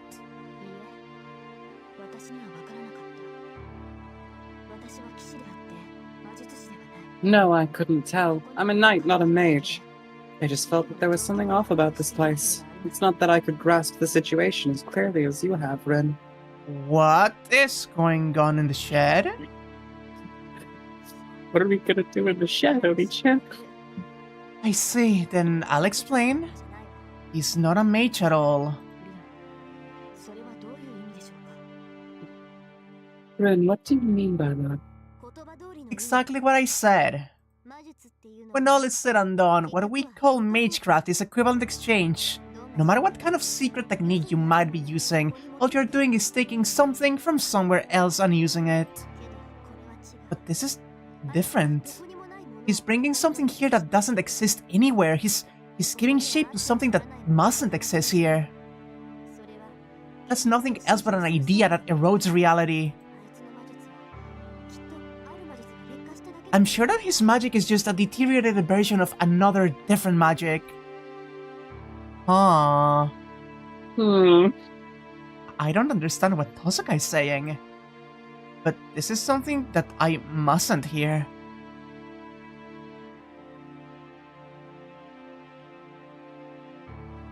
I back away from the shed. I'll be lying to Tohsaka, but I should return to the room and pretend that I've been waiting for Tohsaka to come back.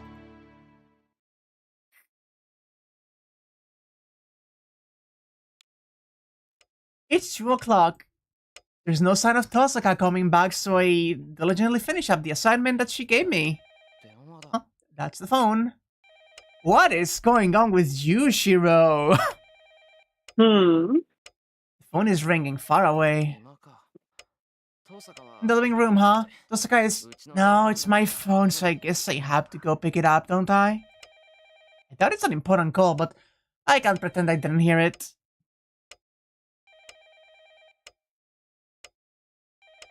Stand up from the floor and go to the living room to get the phone.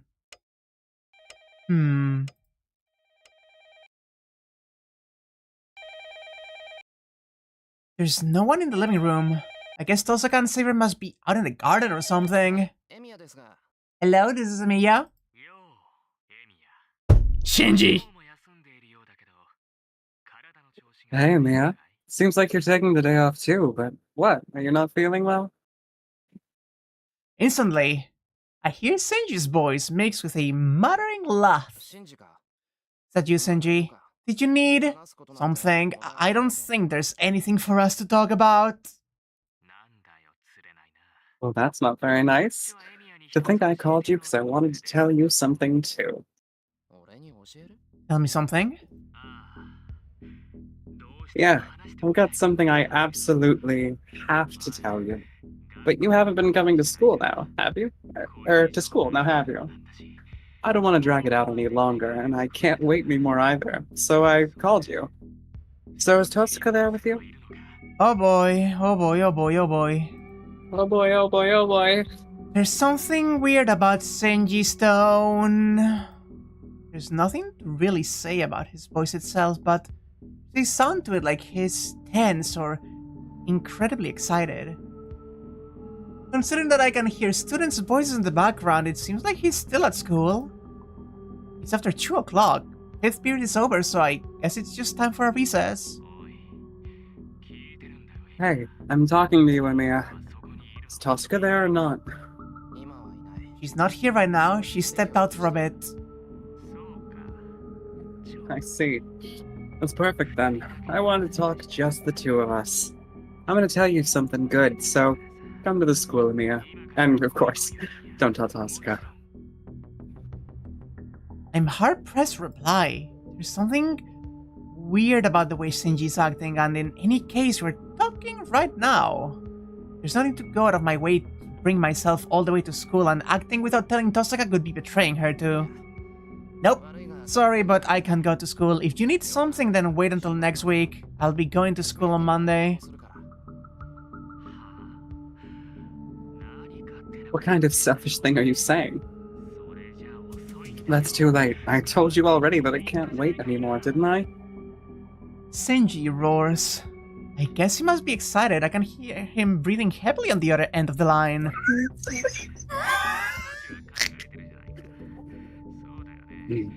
Yeah, you're thinking a little, aren't you?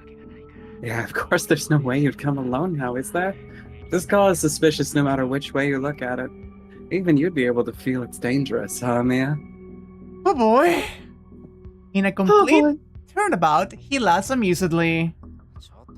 Wait a second, calm down, Shinji. You're acting really weird. I don't know what happened, but... Don't lie, Emiya. It's Tohsaka. She told you everything, didn't she? You don't have to hide it. Yeah, after all, you're Saber's master. Of course, you're a much, much better murderer than I am.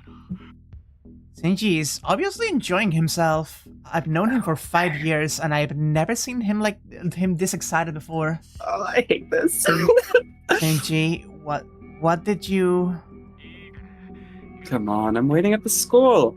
Hurry, Mia. If you leave now, you can make it for 6th period. It's Fujimura's class anyway, so it's no problem if you're late, right?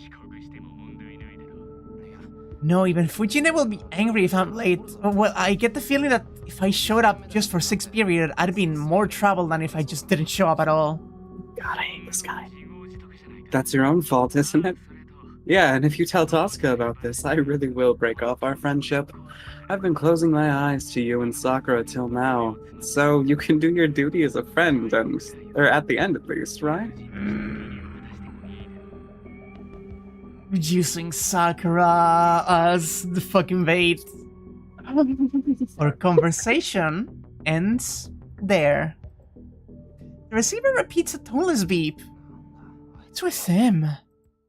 But what should I do about this? I can't find Tohsaka, who was here until just a little while ago, and if I'm going to school, I can't bring Saber with me either. But even so, I'm also worried about what Shinji might do if I refuse his invitation. It doesn't seem like he's calmed down after Tohsaka harshly rejected him yesterday, and if I leave him alone, I can't guarantee that he won't hit Sakura again.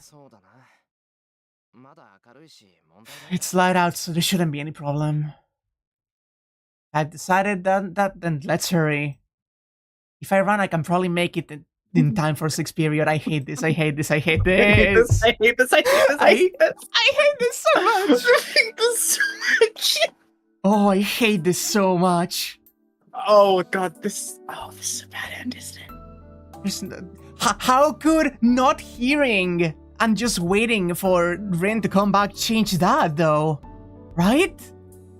Oh, like, maybe because fuck you. That's why. There's no sign of anyone at the school gate. It is the middle of class, so from outside you could even mistake the school for being empty. I guess there's no gym class going on either. I can't see any students on the schoolyard. Oh no. I can feel like just a fucking like twist in my stomach right now. I'm so tense. This is bad. Well, that will change in about 40 minutes or so. When 6th period ends, school will be over. The schoolyard and the school gate both will be quickly thronged with... That's the second time you've used thronged! I'm not worried about the thronging currently.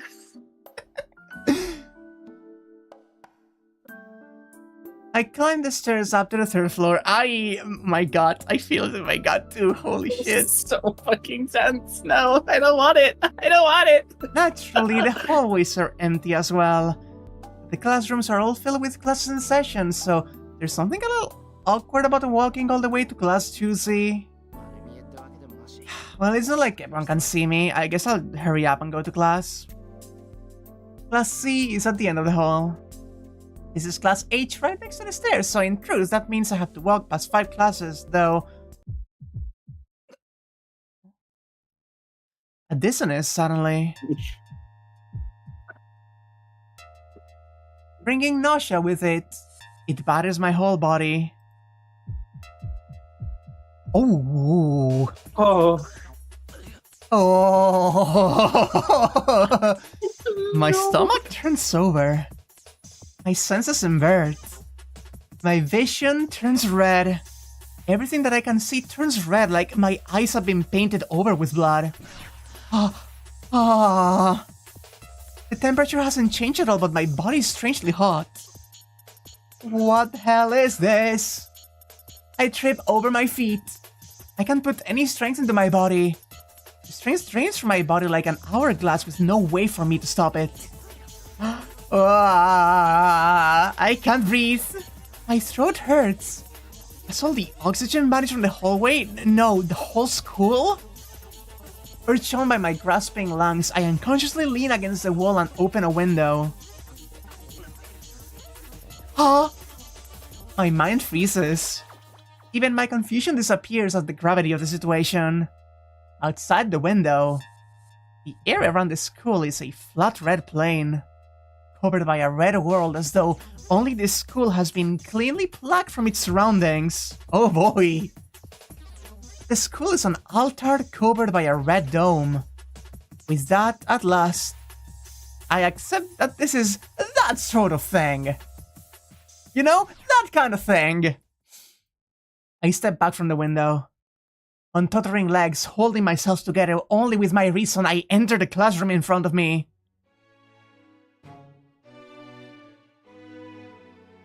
This is the result. There's not a single student sitting at their desk.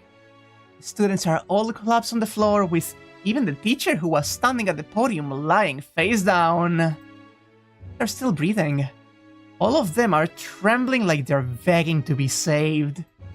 None of them have died yet, but they can stand up, and like this all they'll do is fade away. The sight of them cruelly stricken.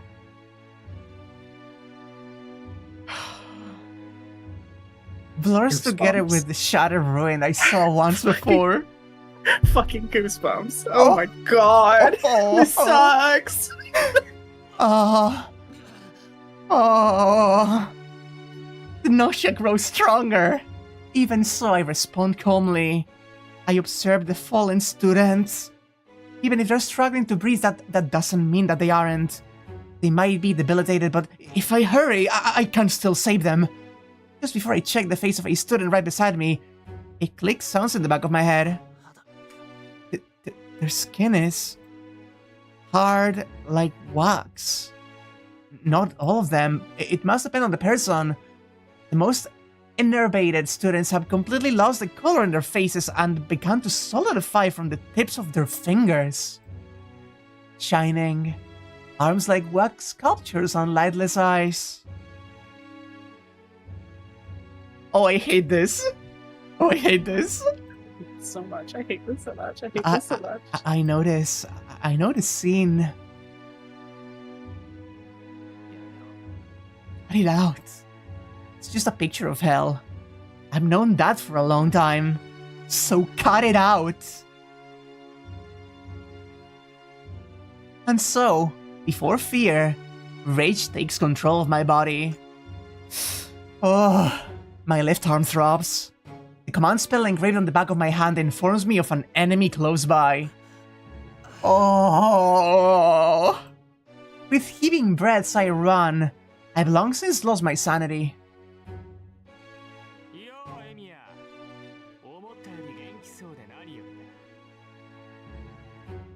Hey, Mia. Glad to see you're looking better than I expected. Oh! So what do you think of this plan? You like it? At the end of the hallway, standing in front of classroom Z, is Mato Senji. My arm throbs. The command spell insists that the man standing there is the source. Is this your doing, Senji?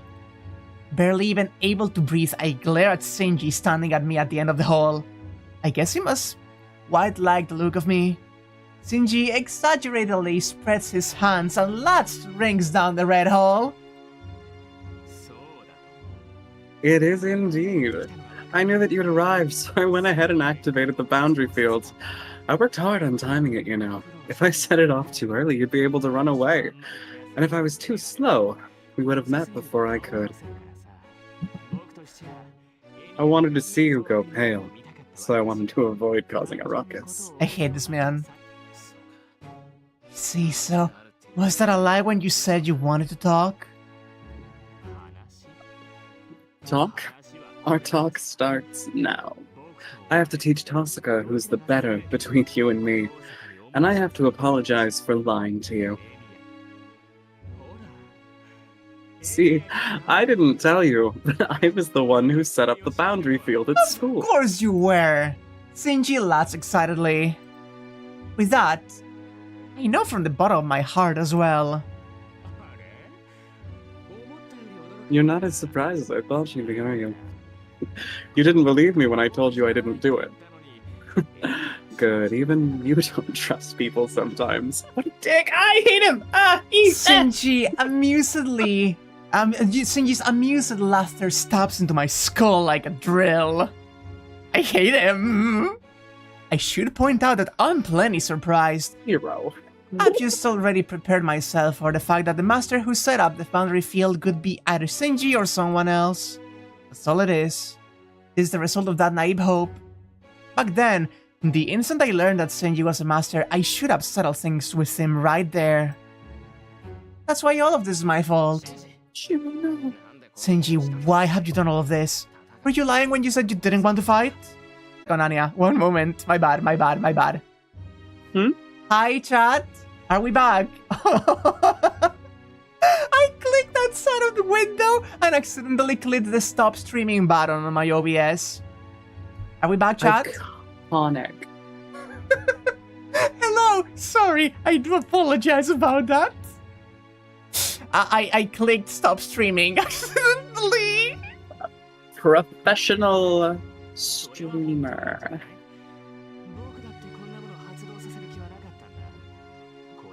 No, that was the truth, wasn't it? I didn't have any intention of activating this thing either. This is just negotiation material. If I set a bomb, even Tohsaka wouldn't hesitate to just attack me. And it's a trump card in case worst comes to worst as well. I see, but Tohsaka said it could still be a few more days until you could activate the boundary field. Was that just her mistake?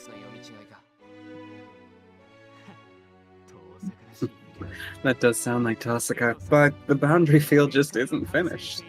Its shape, at least, has been complete for ages now. There's no obstacles. What you want to do is turn it on. Well, thanks to that, the effect is a bit weaker, though.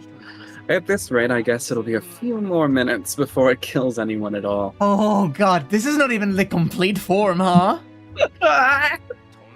Shut it off. My nausea has long since subsided. I stare directly at Shinji and say only those words.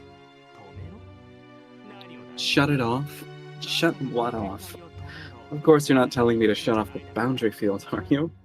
Shutting it off now that it's already been started? I can't do something as wasteful as that. Shut it off. Do you understand what the hell you're doing? This is getting annoying.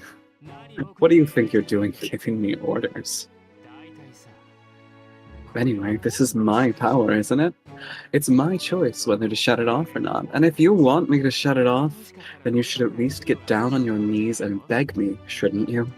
Christ, you and Fujimura, neither of you know your place, do you? Oh. What did you do to Fujine? Huh? Oh, Fujimura. After I turned on the boundary field, she was still able to move pretty well. Everyone else just flopped over, but she was still staggering around. So, she came over to me because I hadn't fallen over. She told me to call an ambulance or something. Pretty amazing, right? Is that what you call a model educator? But obviously I couldn't call something like that, and I had no intention of doing it either. But she still grabbed onto me and kept going on and on about it, so I kicked her to the ground and she totally stopped moving. I wonder if she wasn't the first to die. I hate him so much! This sucks! I hate this! Oh my god! I completely switched over. Tohsaka said something about pressing a button inside my head, but this isn't that. Like, the hammer of a gun falls inside my head and completely switches over the inside of my body. This is your last chance. Shut off the boundary field, Shinji. You just don't understand, do you? The more you ask me, the less I want to shut it off. If it bothers you so much, why don't you try forcing me, Amiya? I see. Then that makes this simple. Kill him, kill him, kill him, In kill him. other words, before I stop the boundary field, I'll just stop you first. My body bursts forward. It's hot like it's on fire. It's not even a 20-meter distance between me and Shinji. Right now, I can cover that in an instant. Inside my body, I'm brimming with energy that doesn't even bear comparison to when I create a magic circuit. You really are an idiot, aren't you? Thank you, Flowey. Shadows wriggle across the floor. The shadows accumulated in the corners of the hallway take form and wriggle forth. Swords made from purest blackness, like a guillotine to cut down anyone who tries to get close to Shinji. I don't know what sort of magic that is. 3 shadows boil up from the floor. If it's just that... Oh, wait, it keeps going.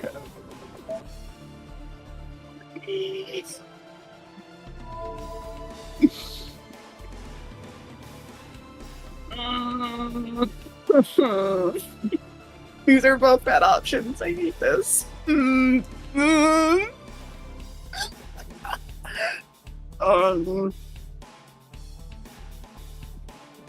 on. There's no need to stop. There's no need to stop.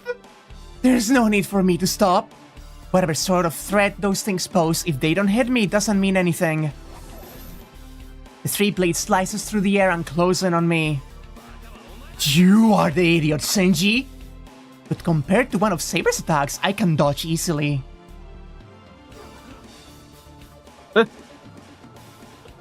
I slipped through a gap in the 3 overlapping shadows. I didn't feel anything particularly astounding about them, in which case there's no problem.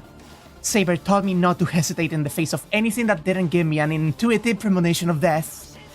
Shinji! I stepped towards him. There are no shadows protecting Shinji. Just a few more steps. If I cover another 3 meters, then... Stop. Don't come any closer. Shinji flees. And the moment I reach my arm towards his back, I feel a chill across my whole body and instantly draw my arm back. A line cuts through the air. A black blade slices through the space I'd occupied just a moment before. I stop moving. I don't know where she appeared from, but in front of me. Is the woman so ominously black that she makes even this sickening red seem to fade? Ah! My recent pauses in fear. Hi, music. I'll be killed. I don't want to think about it, but the sight of myself being ruthlessly murdered rises up in the back of my mind. That is a clear sense of death, totally incomparable to the shadows earlier. Good, Rider. Don't hold back. You can do whatever you want with him. Rider's form blurs. I'll... Oh...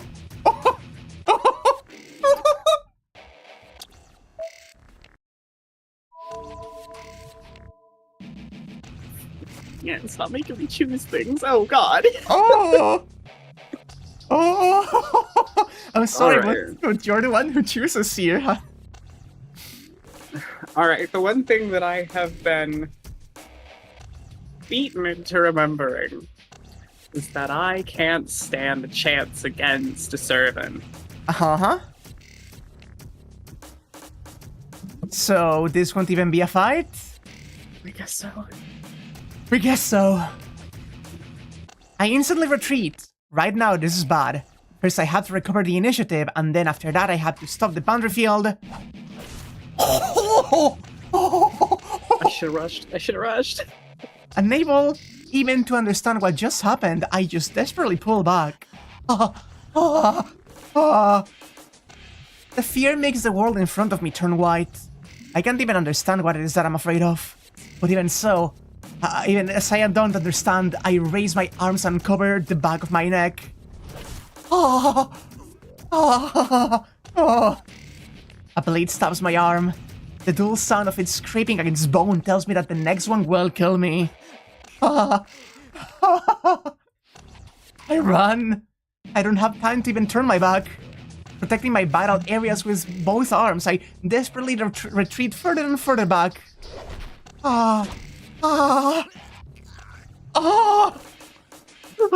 Scrape, scrape, scrape, scrape, scrape, scrape. Raising a sound that grates against my ears, the blades cut my body apart. My vision is obscured by the shower of blood raining from my body. In that pause, approaching faster than I can even see is Rider.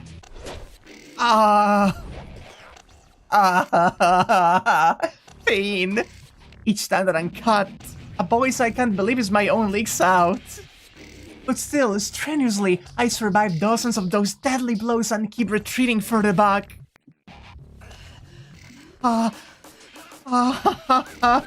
It's so painful. I don't even know what I'm doing. I'm blocking Rider's daggers with my arms. My clothes are torn and my flesh is already in tatters. But I guess they still can make a shield. I desperately block the attacks aimed for my neck, my brow, and my heart.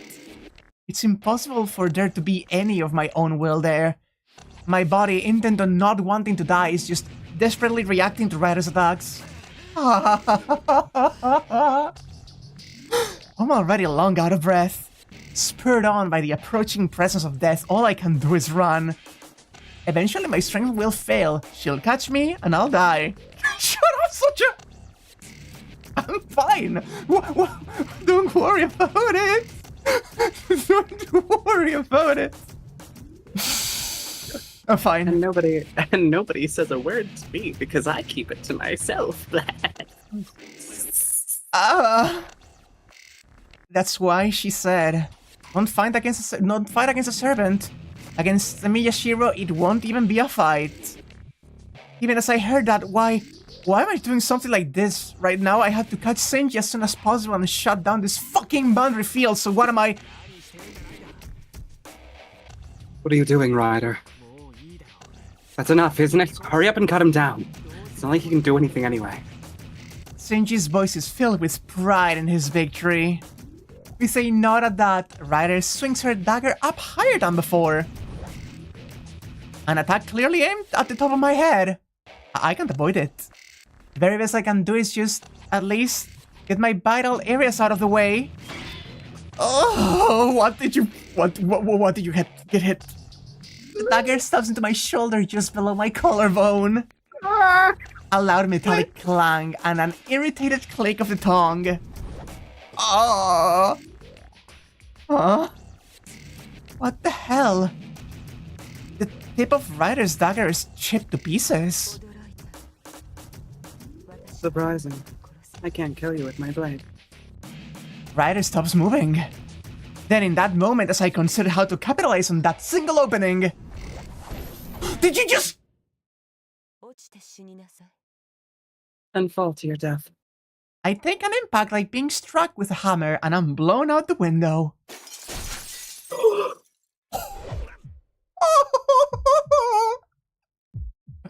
I just took a single roundhouse kick to my stomach. Just from that, my body was blown backwards and was thrown straight through the window and into the open air. 3 floors up. Already, even if you just left me alone, I'd probably die of blood loss, but if I hit the ground from this height, that will be the end. No, normally I could probably be dead just from being struck by a kick that could throw a person dozens of meters. I reach out my arm. I guess I must not have hit the ground yet, or perhaps this is an hallucination on the verge of death? My body is still hanging in the air. Why? As though to cling to something, I intently reach out my arm. The sky is red. The skull is pulsing like the stomach of a beast. Can I just die like this? Allowing that to happen? Like this? Like this? Like this? Can I just die selfishly like this without saving a single person? I'm gonna cry. Why? I grit my teeth in frustration. I can't win. It's not even a fight. I should have known that. I still made that mistake. I don't care about the pain in my body. Just feel like I might burst from the anger. This was the result of saying that I couldn't let Saber fight and saying I could do it by myself. I was an idiot. I can't save anyone by myself. If I really do want to stop this fight, then it was obvious from the beginning that I should have what I should have done. He asked. If I meant to do this without fighting anyone, without killing anyone, and without letting anyone kill anyone else, if I could determine what to put right first and what to punish if I realized that I was mistaken, and when my arm stretched out as though to grab the sky, there's a command spell, awaiting the order I should give. Is It's still going! Wait, it's still going! It's still fucking going!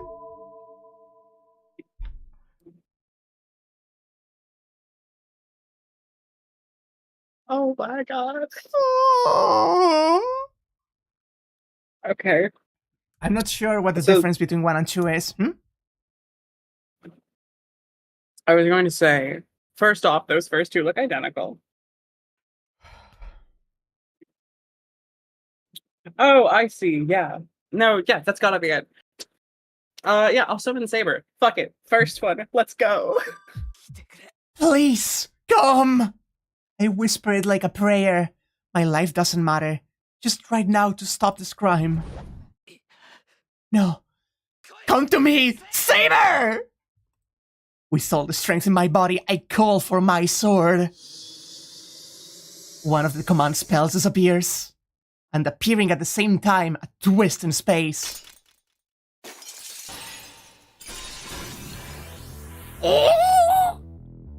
I suppose that must literally have been magic. Saber's silver armored form leapt out as though she were smashing through the ripple that appeared in the air. Oh! I fall onto the ground on my back. My breathing stops. The impact of the fall will burst my internal organs. I guess I must have broken a few ribs, though in the best case they might just be cracked. Even so, my body hasn't come apart and my blood-drenched arms are still firmly attached. Oh my god! Saber runs over to me, putting the whip to my numb limbs. I somehow manage to stand and puff out of my chest to show her that I'm alright. Shirou? I don't have time to explain. You understand what's going on here, don't you, Saber? Wait, Shirou. I do understand, but before that, you're... Please, take care of Rider. You're the only one who can beat her. I can't. Your healing must come first. Like this, you're going to die. That's wrong. There's something we have to do first, isn't there? Never mind me. Right now we have to defeat Rider and Shinji as soon as possible. There's nothing that we should prioritize ahead of that. Then... I am speechless right now. Holy shit. I am fucking speechless. Saber is stubbornly worrying for my safety. I'd be lying if I said that didn't make me happy. But we do not have the time for a debate. If Saber doesn't want to, then I will just use another command spell. Guess my determination must have gotten through to her. As though there's no help for it, Saber swallows her words. Understood, Master. Your orders? Oh my fucking god, Shirou! Defeat Rider. I'm going to beat up Shinji.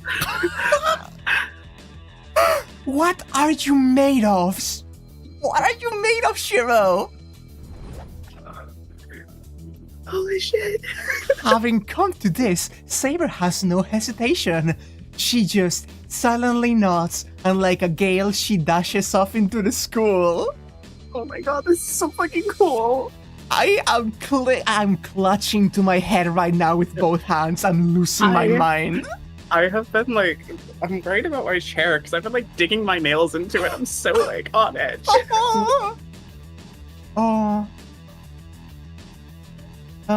There's something definitely going on with Shirou. Chipped a serpent's blade and survived a fall fully intended to kill him. Yeah, right? And Rin was saying that something is up with him, huh? I'm holding tightly to my theory. I race up the stairs. Rider and Shinji are on the 3rd floor. I can tell that Shinji is still on the 3rd floor by the reaction from the command spell. In the instant that I reach the 3rd floor hallway, a shower of sparks fills the air.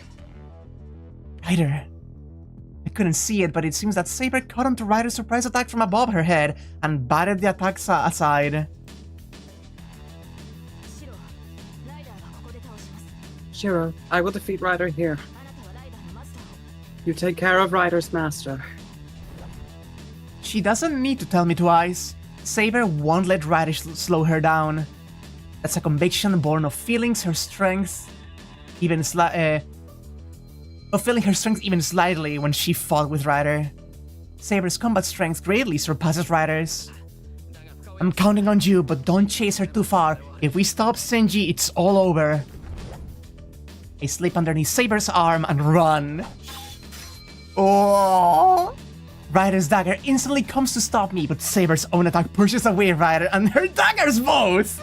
So fucking cool. I run down the hallway. My eyes are on the panicking Shinji. Kill him with your fucking hands. I guess I really am at a disadvantage on arm, huh? If there's anything around here that I could use as a weapon, it'd be something long. For example, something like the mop here in this locker! The mop comes back! The mop became relevant! Trace on! As I ran past, I passed magical energy through the mop.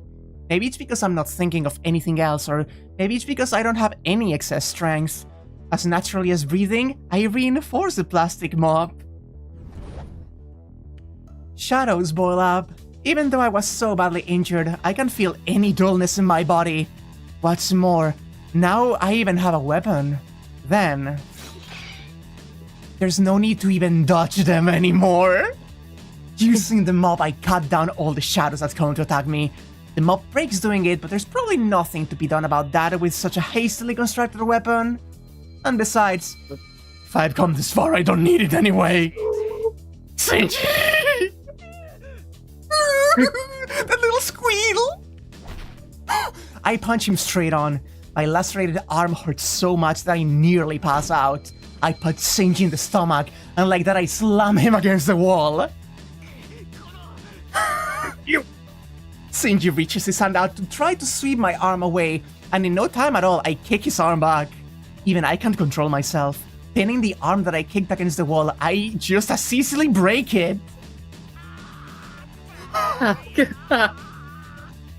I can barely even hear Shinji scream. Oh my god! This is bad. It feels like I might pass out if I relax, but my arms and legs can still move quickly. I grab Shinji by the hair and slam him against the wall. Scream later, right now, shut the boundary field down, Shinji! Fuck you, who would listen to you? With my arm that will still move, I grab Shinji by the throat. Drip by drip. The blood soaking my clothes stains Shinji.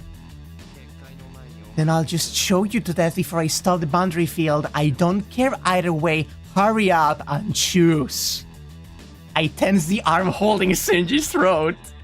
It's probably because of the magical energy flowing through my body. Somehow it seems like I can break a neck this skinny. Bullshit. You could do something like that. Besides, I haven't killed anyone yet. I just had them share a little bit of their life. Alright then. Goodbye, Shinji. I tense my arm! I don't hesitate. I do have a little bit of pity. Because Shinji was never taught even the most basic of mage rules. That if your opponent is another mage, there's no need to hesitate to kill them.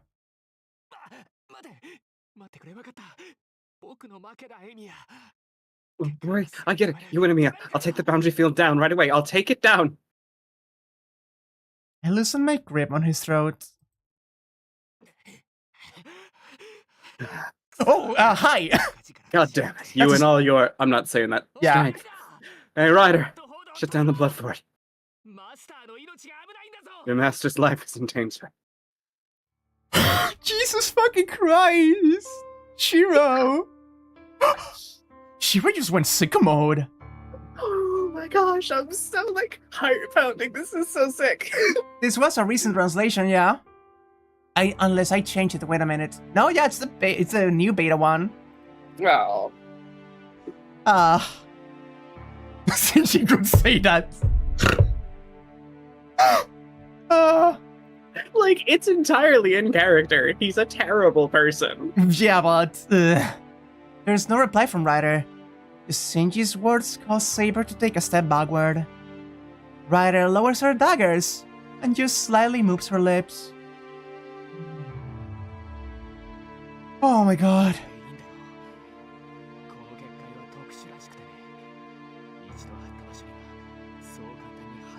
This is enough, right?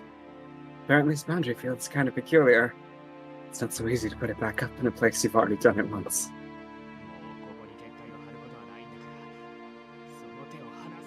I won't be able to put the boundary field up here anymore, so let me go. Like I'm gonna do that? Now that I've beaten you, I'm gonna have you do as I say. Shinji, get rid of your command spells. If you do that, we won't have to fight again. I'm sorry, but Shirou is kind of a fucking badass when he gets in, isn't he? This is kind of sick, yeah.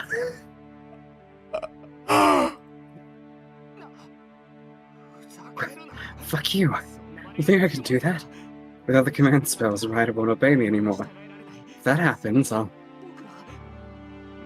You won't be a master anymore, right? And you can just go to the church in Shinto. Apparently it'll protect masters who have dropped out of the fight here. Or what? Were you lying to me when you set up the boundary field to protect yourself? I'm not saying that. Commentary for when it's back. It should be fine in a moment. It's back online. I had to reset the stream, but it should be fine. Word. Hey chat! How are we back? What's the last thing you saw? For the love of God, hello? Hello! Oh. Remember the words of the sage Shiki Nanaya. Wi-Fi is okay if you're close to the router. Anyway, sorry about that, really. That was just my OBS just crashing on its own. If there's one audience that will understand technical difficulties, it's people who watch streams. Oh. What is the last thing you saw, actually? I can scroll back if you need it.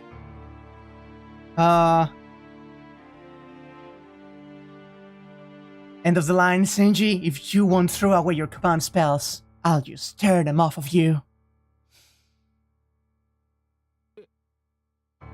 Eh? Tear them off? Shinji tilts his head in utter confusion.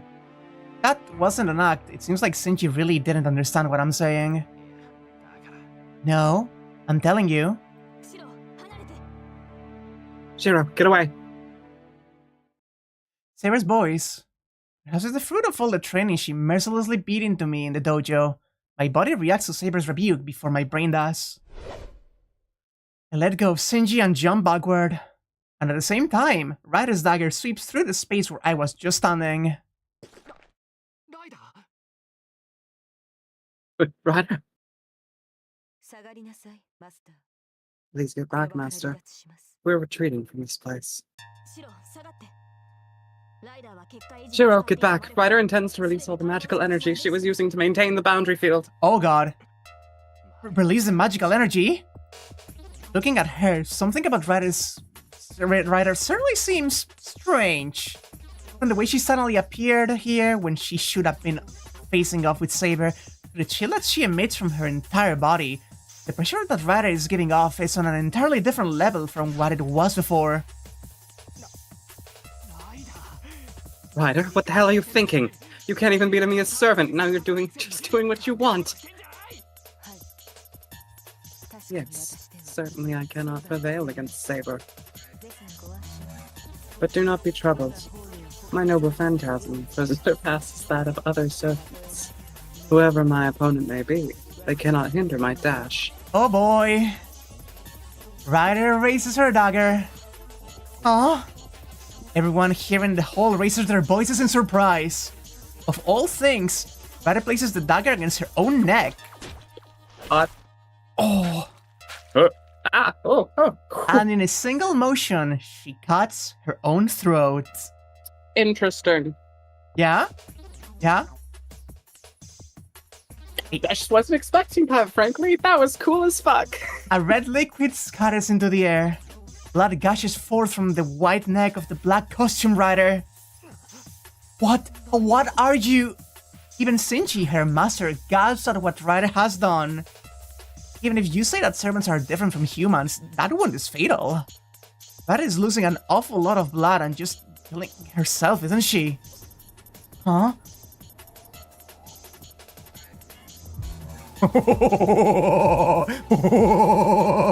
Oh shit, this is so fucking cool. Scattered blood hangs in the air and slowly draws a circle. It's a magic circle drawn in blood. A pattern I've never seen before. An incomparably ominous shape like a living thing. A powerful mass of magical energy brought forth by Rider. That is how she releases her noble phantasm? Every time she does it in game? It's something that I think both Kill la Kill and Attack on Titan really instilled on me in like my early formative anime days. Self-mutilation as a trigger for a power is so fucking interesting. Right? Holy shit. This is so fucking cool.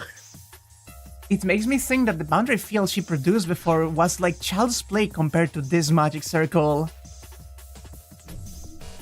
Oh my god. I'm being pushed back? It must be emitting an incredibly powerful magical energy. As if by a strong wind, my body steadily is pushed back. Shirou, get away from her. Rider means to use her noble phantasm. If you stay there, you'll be caught in it. Saying that, Saber forcefully pulls me back. As she shields me with her body, she stands before Rider's magic circle. You're running away, Rider? You mean to catch your own master up in this as well? I'll give you your last rites here. I will not allow you to use such a noble phantasm.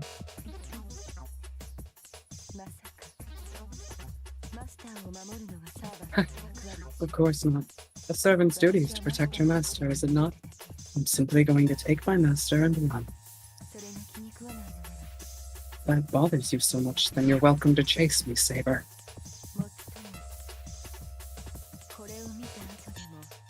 Although, that is if you still have the will to fight after you see this. Oh boy! I hear a pulsing. Rider's hair flares out, accompanied by a sound of flesh tearing open. Oh god. Oh god. Oh, that's so fucking cool. Shirou, get down! Saber tugs my hand and I fall to the ground. A roar and a flash of light. I close my eyes at the rushing gale. But even closing my eyes, I'm unavoidably made to feel it. Something white flies by over my head. Something like a massive arrow of light hurtles through the hall at unbelievable speed.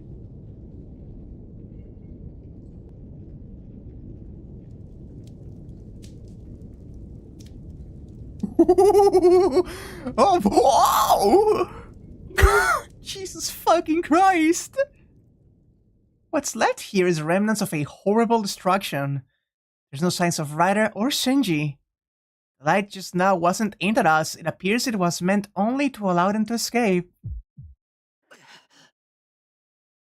My wounds hurt.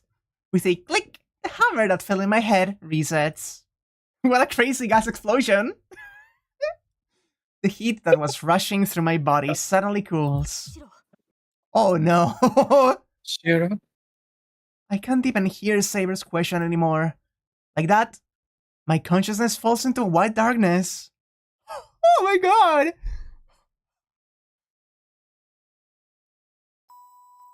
I see that dream. I suppose this must be what death looks like to me. The closer I come to death, the more a scene I never wanted to see is resurrected. Dying people collapse and no longer able to move. A time when all of them begged to be saved and none were. That was painful.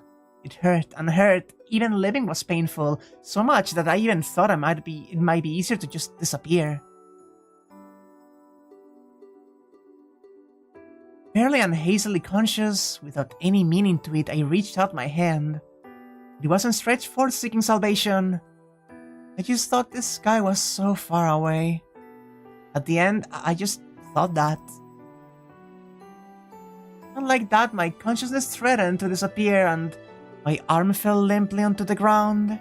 No, it should have fallen. A large hand grabbed mine, As it powerlessly sunk. In the midst of the fire, he had come to save anyone that he could, and he found me. It's the first time we see his face, yeah! I remember his face. His eyes holding back tears, a man rejoicing from the bottom of his heart to have found someone alive. He looked so incredibly happy. So much that I thought that maybe it wasn't me, but him who was saved. Like that. As though he were thanking something so much that it made me jealous even as I was on the verge of death. He rescued a child he didn't know. That was a turning point. My weakness that had accepted death changed to a strength that wanted to live. My heart that couldn't think of anything at all was buried in a joy at being saved. So that I couldn't let go of his hand, I moved my fingers with all the strength I could muster, and like that I lost consciousness. After that, when I woke up, I was in the hospital and I had a meeting with the man who saved my life. That was 10 years ago. Since then, Shirou has been just chasing after Kiritsugu. I could only think that I wanted to be like him. Not because he saved me. Unable to forget his face then, I tried to wear that delusion. Making that my goal, I ran after it. Somewhere in my heart, I was dreaming so that I couldn't realize it. Yeah. Holding on to the hope of how saved I could be if one day I could smile like Kiritsugu did then. Oh my god! I'm losing my mind. I'm losing my fucking mind. I want to cry. It's beautiful. This game. Holy shit. I'm kind of crying a little bit. Me too. My eyes are watering. Okay, wait. So I just gotta did we avoid bad ends? Are we Gucci? Did we just avoid bad ends? I think, yeah. I think we actually got through that without getting any of the bad ends that could have happened. Gang, did we just live? We just lived. I'm not gonna say that yet. We still could just be dying. Could be. That was peak fiction. Oh my god. When I wake up, I'm in a familiar living room. The sound of the clock is painfully loud. It appears I've been laid down on the floor, and when I look at my arms, both of them have been wrapped up in bandages. Oh my god, we lived. It's dark out, huh? I sit up. The clock is showing past 10 o'clock at night. It's dark out, you ungrateful jackass. There's something you should say first thing when you wake up, isn't there? Tohsaka, you were here? It's not you were here either. That's quite the attitude to take when I've been at your side looking after you this whole time. Is that what happened? In that case, I've done something bad. Sorry, it seems my head had frozen up. I can't really think of anything very well. Anyway, thank you, Tohsaka, for looking after me again. Oh boy. It's not really a big deal, so it's fine. You were hurt pretty badly, so it's only natural for your head to be a little fuzzy. Fuzzy? And does it hurt anywhere? For the moment, your wounds outside have closed up, but I don't know about your insides. If there's anything wrong with you, it will be bad if we don't treat it, right? No, I just find kinda sluggish. I don't hurt anywhere. It's just... I have this feeling like I'm floating in the air. I don't have any sense of how I got here. I can't remember what I've been doing all day. Dissociation! Tohsaka, what about the school? What happened to me after that? You're fine, don't worry about anything. Hirei went to the school to sort everything out.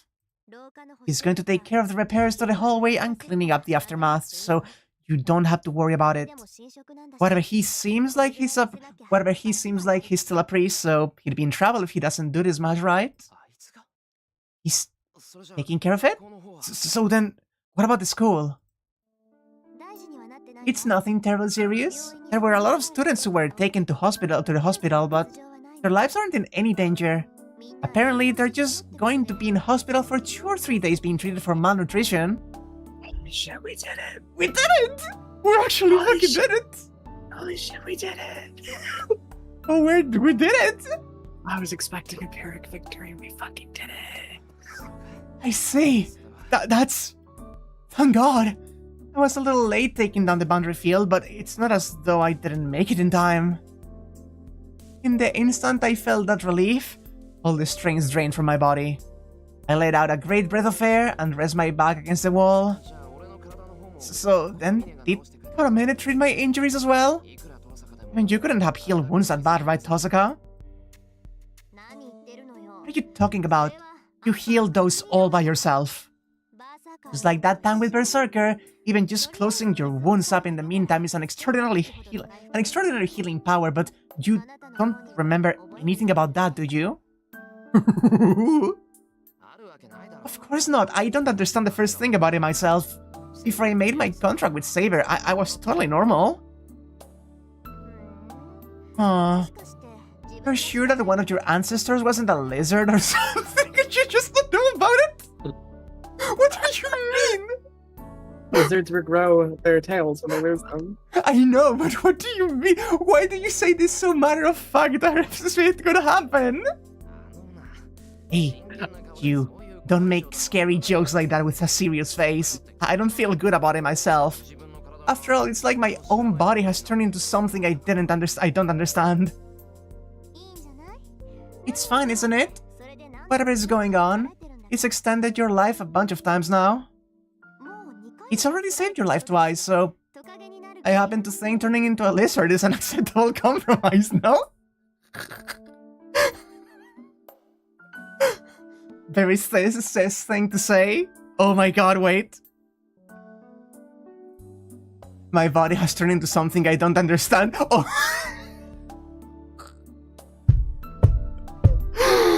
Fei, holy shit!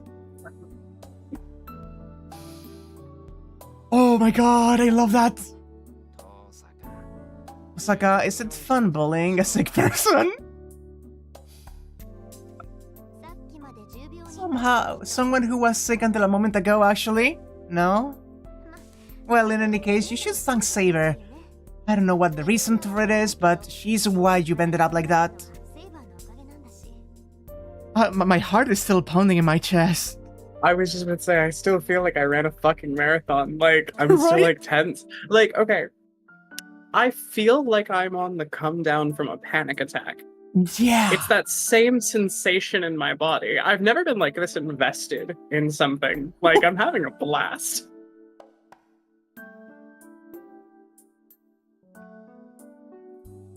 I just took a very long sip of water.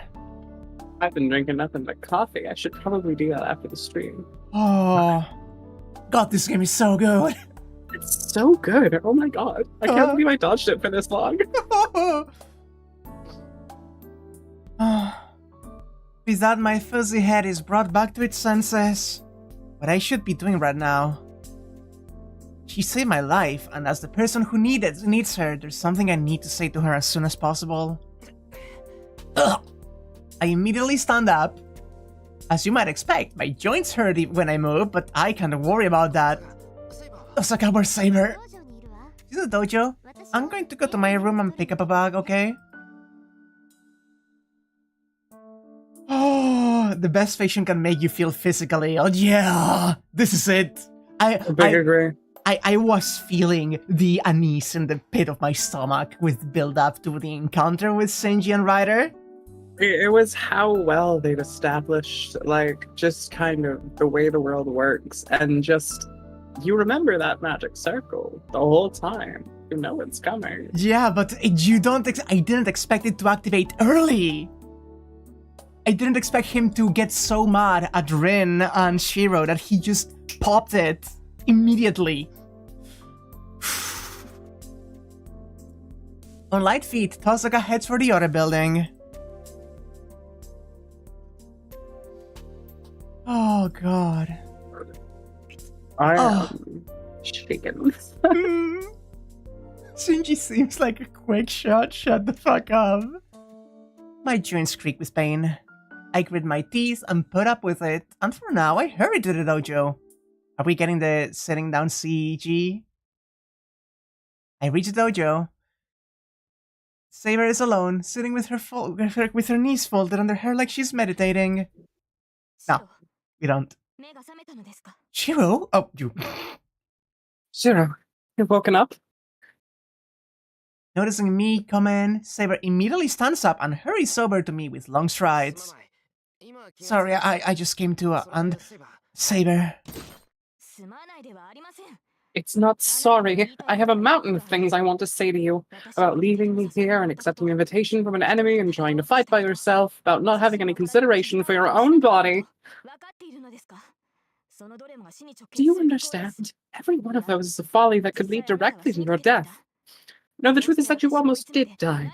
What exactly is it you enjoy about driving me up the wall like this?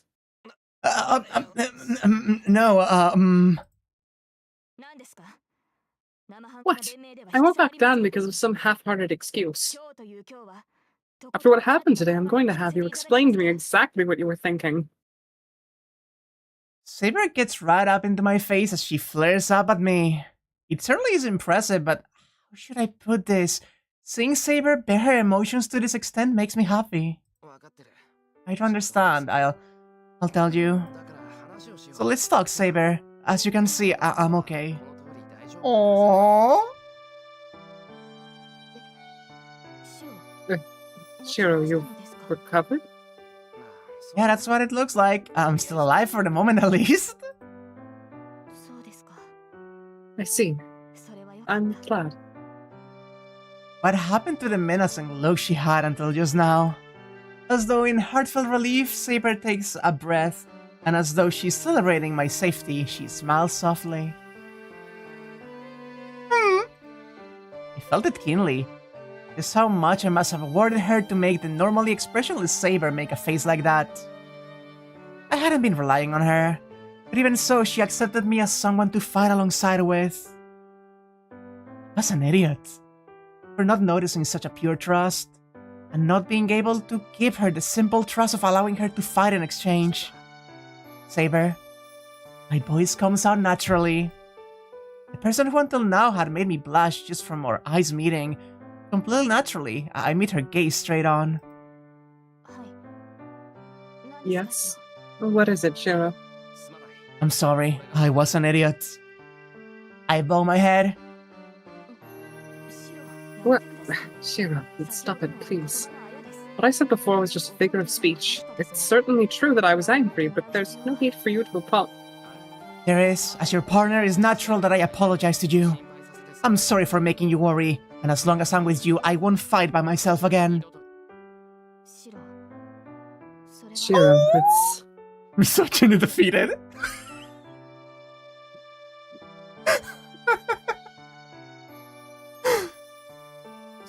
Yeah, Saber. Please lend me your strength. I can't beat the other masters just by myself. I need your help.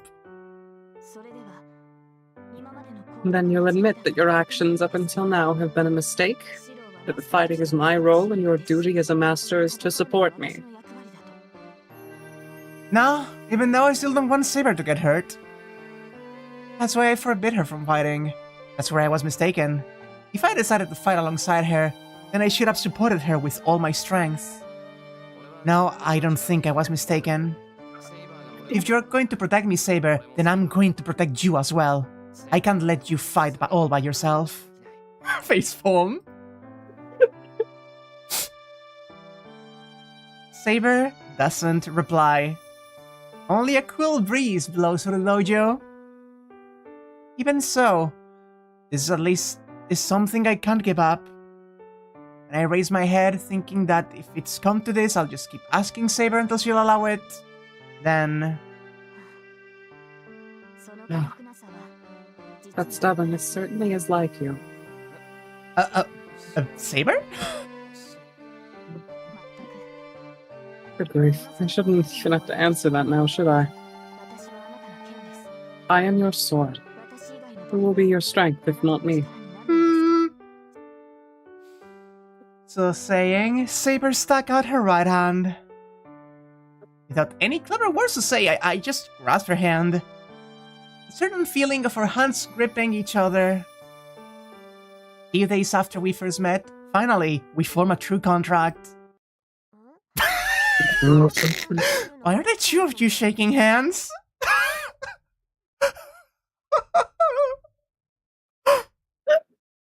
Wait, why did you have to pick now to appear of all times? Saber and I both currently chunk our hands, fuck! It's just the fucking record scratch. Very suspicious. You two weren't having a strategy meeting or something without me, were you? No. It's not like that at all. I was just taking his pulse to check if my master was truly in good health. Look at that little blush! My god, I love her so much. Overcome with surprise, Saber told an incredibly dubious lie. No, in the first place, why is even Saber flustered by all of this? Huh? You've got a pretty strange way of taking someone's pulse, don't you? Tohsaka looks at Saber quizzically. Perhaps she's not used to telling lies, but Saber starts looking more and more suspicious. A fight on toss or lifeboat in this situation could get pretty weird. What did you want, Tohsaka? Didn't you say you were going to your room to get a bag or something? Oh, yeah, that's right. Here you go, Saber. Thank you. I'm sorry for the trouble, Lynn. God, I love this game. The like little bit of like actual like connection between them, and then the humor does wonders in the pacing to just get the vibe. This is literally so good. And taking it from her, Saber again makes a rare happy face. This is the last one, so be careful, okay? However much it might have been an involuntary summoning, if you arm yourself by force, you'll blow your clothes away. My apologies. It happened so suddenly I didn't stop to consider that part.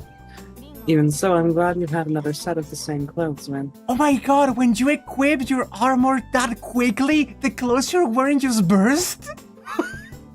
That's so interesting. Oh my like, god. Of course they would. Because, like, those come with, like, you know, the armor comes with, like, you. That's part of your spirit. Yeah, exactly. That's part of their, like, magic energy.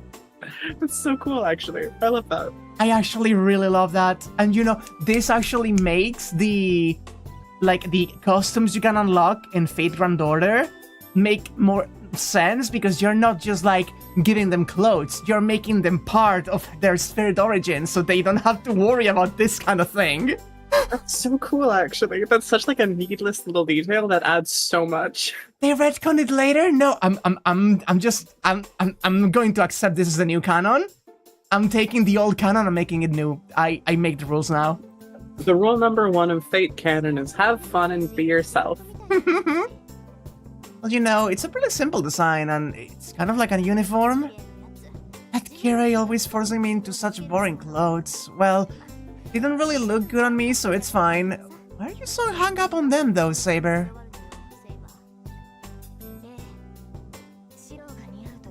Yes, Shirou said that they look good on me. I don't really understand the situation, but apparently, this is Saber's third set of clothes. We don't have women's clothes in the house, so Saber is borrowing her clothes from Tohsaka. But, I could really appreciate if you two could save the girl tag for when I'm not around. I'm a man, after all. We were having such a serious conversation, so if you talk about stuff like that, there's no help for it if I feel let down, is there? The misogyny is back. We can't not have it. Nothing much happened. That's how you know that Shirou's back in good health. He hates women again. Nothing much happened after that, and Tohsaka and Saber forcibly sent me to bed. Even if I have regained consciousness, my body's still badly hurt. My arms cut to ribbons by Rider were hurt so badly that normally I would have to be prepared never to move them again, And after falling from the 3rd floor, my bones are cracked all over. There are probably a mountain of things I should be thinking about, but apparently their shared opinion is that right now I need to sleep and heal.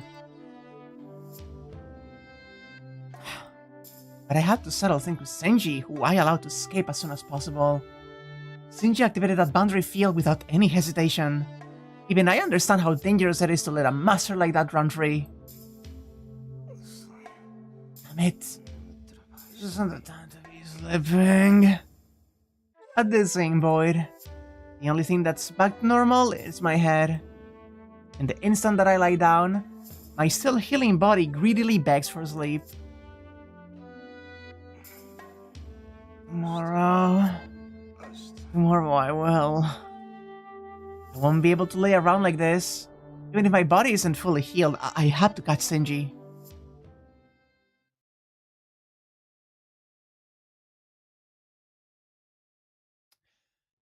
Status on weapon screens updated. We got the lore for the bitch. Weapon? And an unidentified dagger. A giant nail that Rider uses. Its origin is unknown, but we think that it is a weapon that reflects her inner character. Interesting. Neat. Neat. And status, did we update anything about Rider here? Probably your noble phantasm, if I had to guess. Oh, Bloodfort, yeah.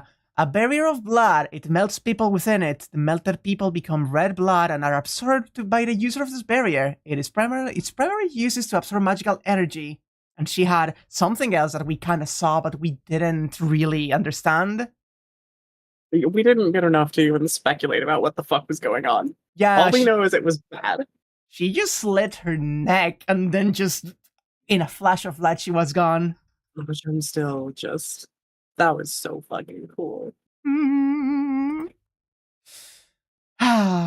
going to save a second time just in case.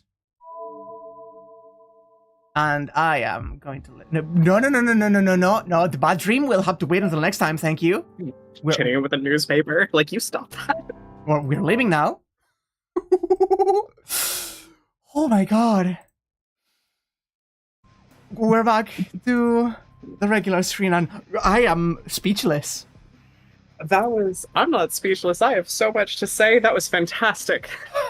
That was the best episode so far by far. Oh, I couldn't agree more. Like... Gosh, I don't even know where to start. That was just so good, start to finish. The casual stuff, the slice of life, the magical, like, information we got and how everything works in this. Yeah. And then just that whole sequence, start to finish, was so perfectly written and intense and exciting. Mm-hmm. From what you recall from the abridged series, we're not going to slow Good down stuff. any from this point on. Okay, tell me, do you mind if I told you how many days the Fate route is? Or do you want that to be a surprise as well? I'm making the executive decision to ask you. I may have mentioned already before, but like I'm asking you. Sorry, I didn't hear a word you said. I had to leave the call and rejoin because I lost your audio for some reason. Don't worry. I was asking, do you want me to tell you how many days there are in the Fate route? Yeah. Do you want to know? Okay, so I need you to know that Serja just mentioned that if they recall from the abridged series, we're not going to slow down any from this point on. We are currently on day 10, on the very beginning of day 10. There's 15 days. We have 5 days left. Oh yeah, it's all coming together. Oh my god, I'm so unbelievably hype right now. So like, shit is about to begin. We are starting. That was so good. Like, I'm sweating. I feel the same. Me too. I feel so engaged. That was so interesting. Like, everything that happened was worth commenting on. I don't even know what to say. I'm going to say one thing. I was, I guess because I was also reading Shirou's dialogue as he was getting fucked up, but I felt that. I, like, connected with that man. I was in pain as he was going through. It does this. I think that's like one of the big merits of this series is it does such a good job of using the narration to get into the character's head that you identify with it so strongly whenever anything happens. When you have a nice, cute, tender moment with Saber, it warms your heart, and when you're in a fight, you feel the threat and the danger and the pain. It's exciting and really engaging. And the narration in, like, specifically is not just good in the sense that it drives you in, but like the way everything is phrased, like it really, like, as you have mentioned before, the way that Nasu writes and the way that he puts things and conveys feelings really, really drives the point home. Like, every single thing that Shirou was feeling at the like, just both physically from the pain and running away to the fear of trying to escape Rider, and then the switch flipping of murder mode. There's kind of like someone used the phrase whiplash affectionate earlier. That, like, I really feel, because it really does feel like there's this pendulum swing that's constantly going through every single scene of really intense descriptivism back to really simple descriptivism that almost leads to, like, the things that are phrased simply punch harder.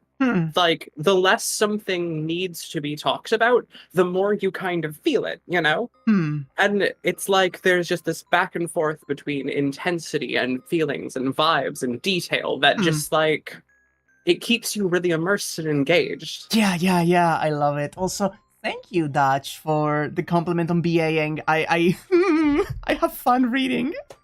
Thank you. I very much appreciate it. I didn't like having to voice Shinji. He's awful. He's the worst guy. But you did a really fucking good job. Like, the smugness was really there. Thank you. It's like it's because his energy fits so many tabletop characters I've written. Just like doing like that low, even tone, like that works. It really works. Also, I love how he is such a prideful, cocky asshole that will do anything to get one up on people, but then he's so scared all the time. He's terrified. He's such a coward. I'm going to kick up my leg real quick and just say that some of my evidence has been supported for my theory about Shinji. Yeah? It could mean something totally different, and I think it's so much more fun to watch people speculate when they could be totally wrong. But it was specifically, so as I've said, my theory that I want absolutely no points at is that Shinji's not the master, and he's abusing Sakura and making fucking Rider listen to him. He had no fucking clue what we were talking about when we brought up the command spell, and we finished his answer for him. Oh, God. That being said, it could also have been... I don't know how much of it was him just, like, being so new to all of this that he just literally didn't know. But I was so ready. I was so ready to see Shirou just, like, tear his fucking hand off. I was so ready to see just absolute violence of him just fucking biting, maiming, killing. I think, honestly, seeing Shirou, like, go in the, I almost want to say, like, anti-hero mode, but he was entirely justified. Yeah, but just, like, the whole, like, seeing that switch flip and his whole, like, I don't want to be violent, I don't want to see anyone hurt, even if they're doing, like, the bad things. Seeing that go away and just being like, all right, yeah, cool, you're killing people, I will kill you. Yeah. I'm not afraid. I will murder you right fucking now, let's go. Well, like, it's the reminder that Shirou may have these ideals of being a hero, but he was raised by a mage. He is a mage in the end, even if he's just an amateur. That is something that he was not lying about. He actually has the killing intent and the ability to do so if he so fucking wishes. It's seeing that side of him because he always seems Soft boy. so soft boy. Like you can, he wants to be big and back it up, okay, but he never gets the chance, or doing so violates some other principle. Yeah. And then you see him in his element where he has an extremely black and white situation, and that's where he thrives, and you see him fucking go off. Yeah, also, very, very interesting about this, like, switch of him just going completely feral. Remember when we were like, oh my god, Shirou said fuck? Remember when we were impressed that Shirou said fuck? 2 streams ago, we were like, oh my god, Shirou has done a swear? He said fuck? Since when does the soft boy Shirou say fuck? And now we have this? No, he's just like, I'll fucking kill you. Oh my god, fucking, it's so good. Oh, Thank you so much for having me along for this series. I love have you. been having such a blast. I love you too. it's so good!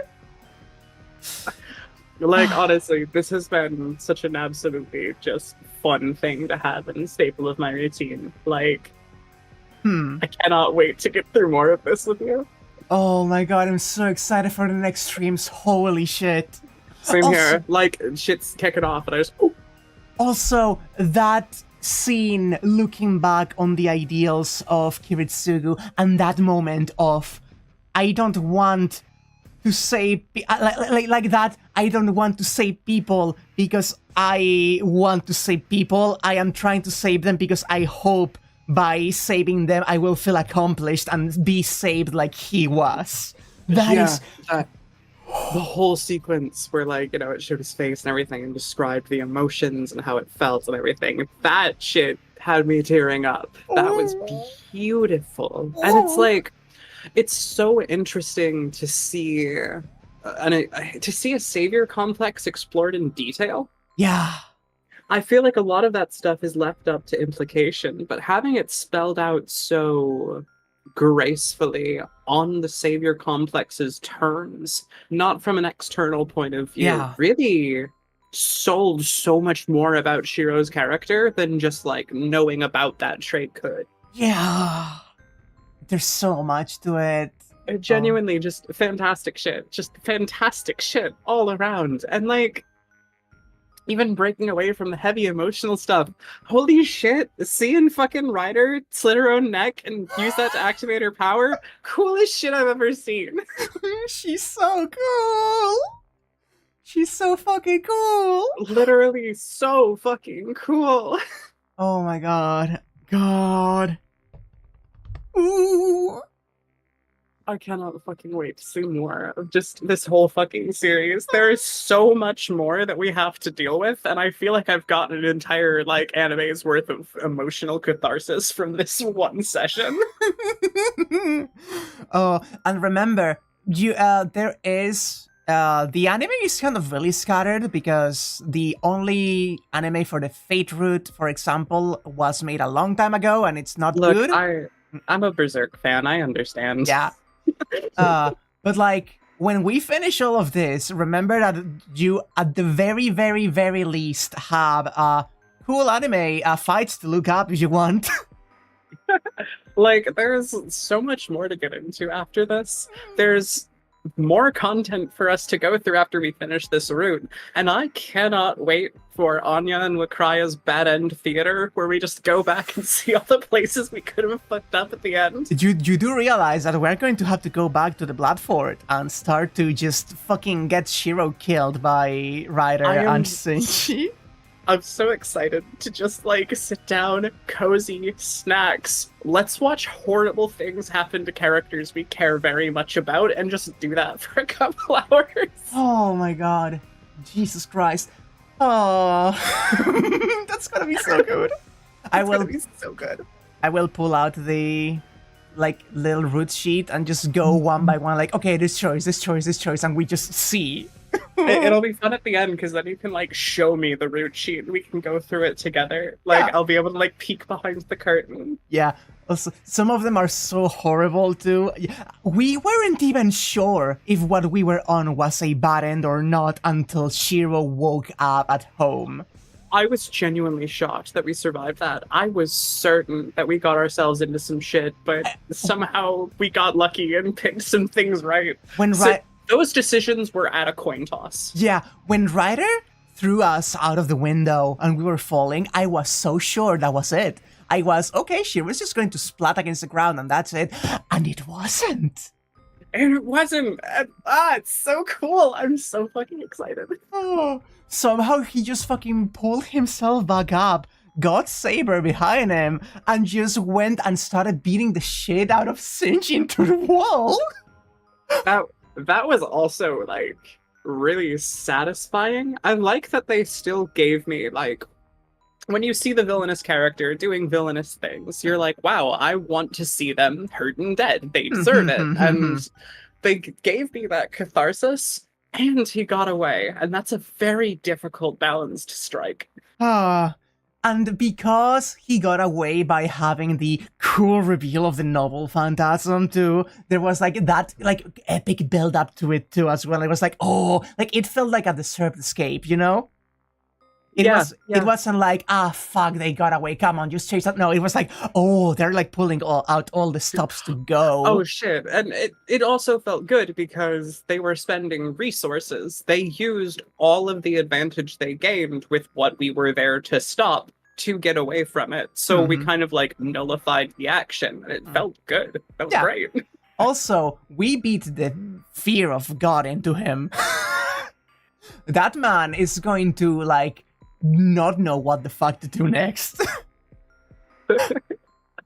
Like he's like, sure, he could maybe set up another like place around to like suck up people's energy if he wanted, and there's still more things that he could do, but that man will now look at Shirou and like piss his pants. I love this so much. It feels good because it's like, okay, yeah, cool. The dipshit villain tried to do dipshit villain things, saw our protagonist go fucking apeshit, and now he knows better than just do that again. Cocky bastard. Oh god, there's so much. There's so much. Also, going back a little bit, can we talk a little bit about the fact that Shirou is still kind of burning up through all of this? Like all of this happened, and he's still like... He's still boiling. He's still boiling with the switch on. Man is still quelling the royal within him. Also, what the fuck is going on with, like, Shirou? Like, Rin was talking about, like, what the fuck is going on with him? Yeah, absolutely. I have no fucking clue, but I'm super fucking interested. Like, I will say one thing. I know a couple of things about Shirou that until now I could contextualize a couple of things, but that conversation between Saber and Rin threw me off. I actually have no idea the, like, extent to which things are going on here. Good night! Goodbye, Watch Pop. See you later. We are, like, finishing this up, too. Mm-hmm. Oh. God, I'm so excited. I'm so sweaty.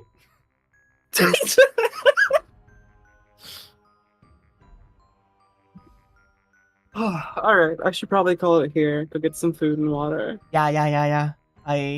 Thank you very much. I'm so excited. See you next week for more. Goodbye, Anya. It's always a joy seeing you here. Likewise. Bye-bye. Bye.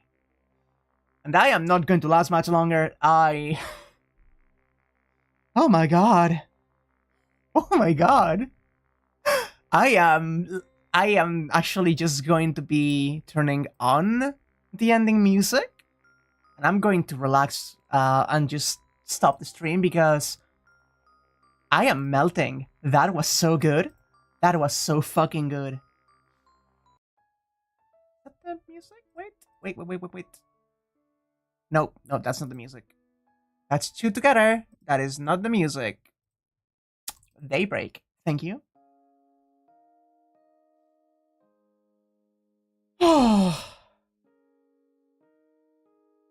Time to decompress. Oh my god. Like, I was so sure the moment we walked into the Bloodfort that this is just a bad ending. For some reason, something changes if you do not listen over the conversation with Trin. And then it never came. The ending never came. It just kept going, and I was like, this? Like, Shirou getting fucking mauled by Rider and then getting thrown out of the window and breaking his fucking bones is the good route? Oh. Only greatness awaits next. I'm so excited. We got all of the setup done. We are just going straight into more Holy Grail War, and I'm just losing my mind. God, I wish Rider could do that to me. Listen, I'm not going to say anything. I'm just... Sure, getting mangled by literally every enemy servant seems pretty in character. No, yeah. One of the fun things this game does is it makes you believe that every choice could be the correct one, even some ways down a good or bad choice route, yeah. Could you maybe increase the music volume? I will, yeah. I have it low to make sure it doesn't overpower our voice if we speak a bit low. But there was some good music, and I'm going to pump the... Actually, you know what? I can do it right now. Right here, right now. We're doing it live, bitches. Rialta Nua. I guess it's Rialta, not Rialta. Shirou repeating that he made a mistake when you actually made the correct choice is just devious. Oh god, loud. I mean, he did make a mistake. He should have just brought Saber over with him, but he had to rush. Okay, BGM...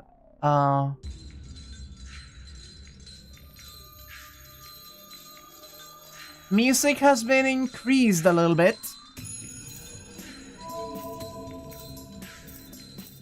That should still be a good volume. I could even increase it more if needed.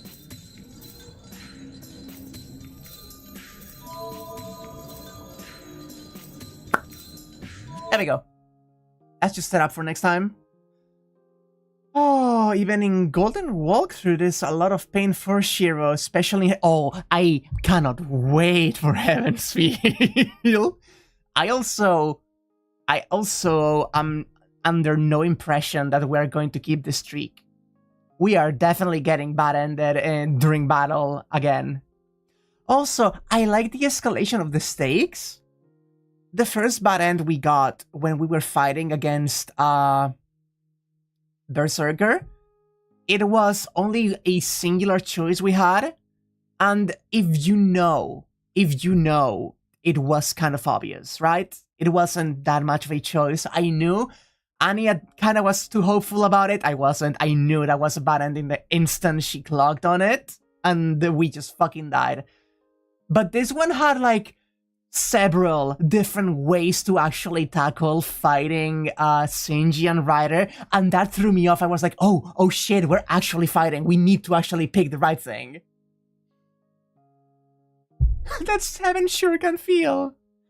Servants can feel other servants, so Shinji might order Rider to kill Taiga if he appeared with Saber. That's also fine. Yeah, fair. Retreat was actually correct this time. It is what we were taught. It is what we were taught. Jesus Christ. Oh, I'm so in love with this series. I'm going to just leave. I'm too hype. I'm going to be... just rambling if I don't stop now.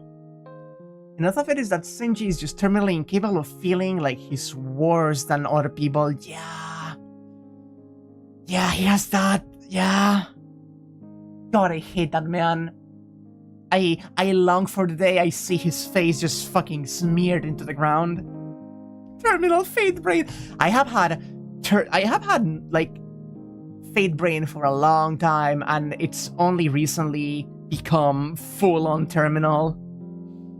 Oh, and the summer event is still going on in Fate Grand Order, so this is just feeding me. It's just like there's more and more stuff, and there's less than 1 month until Samurai Remnant comes out. Oh, Oh my god, we're just going to get Samurai Remnant alongside this. I am not expecting Samurai Remnant to be not to throw shade on the game that hasn't even come out yet, but like I feel a really close and personal connection to Stay Night right now. I don't think that Samurai Remnant is going to overcome my current feelings on Stay Night, but it's still going to be very good fate, and I am very excited to see. You found some fun of Shirou holding Shinji by the throat? I'm going to send that to Anya. Yeah. But for now, thank you so much for being here, and I'm going to dip out before I pass out from a heat stroke. I need to turn on my fan. So, thank you so much for being here, chat, and I'll be seeing you next time. Tomorrow, Here's the Kingdom. Wednesday, we do things with Sarani Nokos, Mex Monster, and otherwise, regular schedule all week. Oh, not Wednesday, Thursday, sorry, Thursday. I keep forgetting that. Extra extra record and CCC. There's so much fate in the future, chat. You have no idea.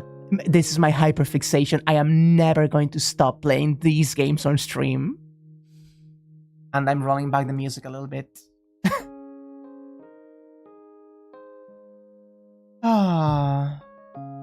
It's pretty cool that the main character is also a historical figure. Yeah, Miyamoto Yori. I love. Based Stay Night.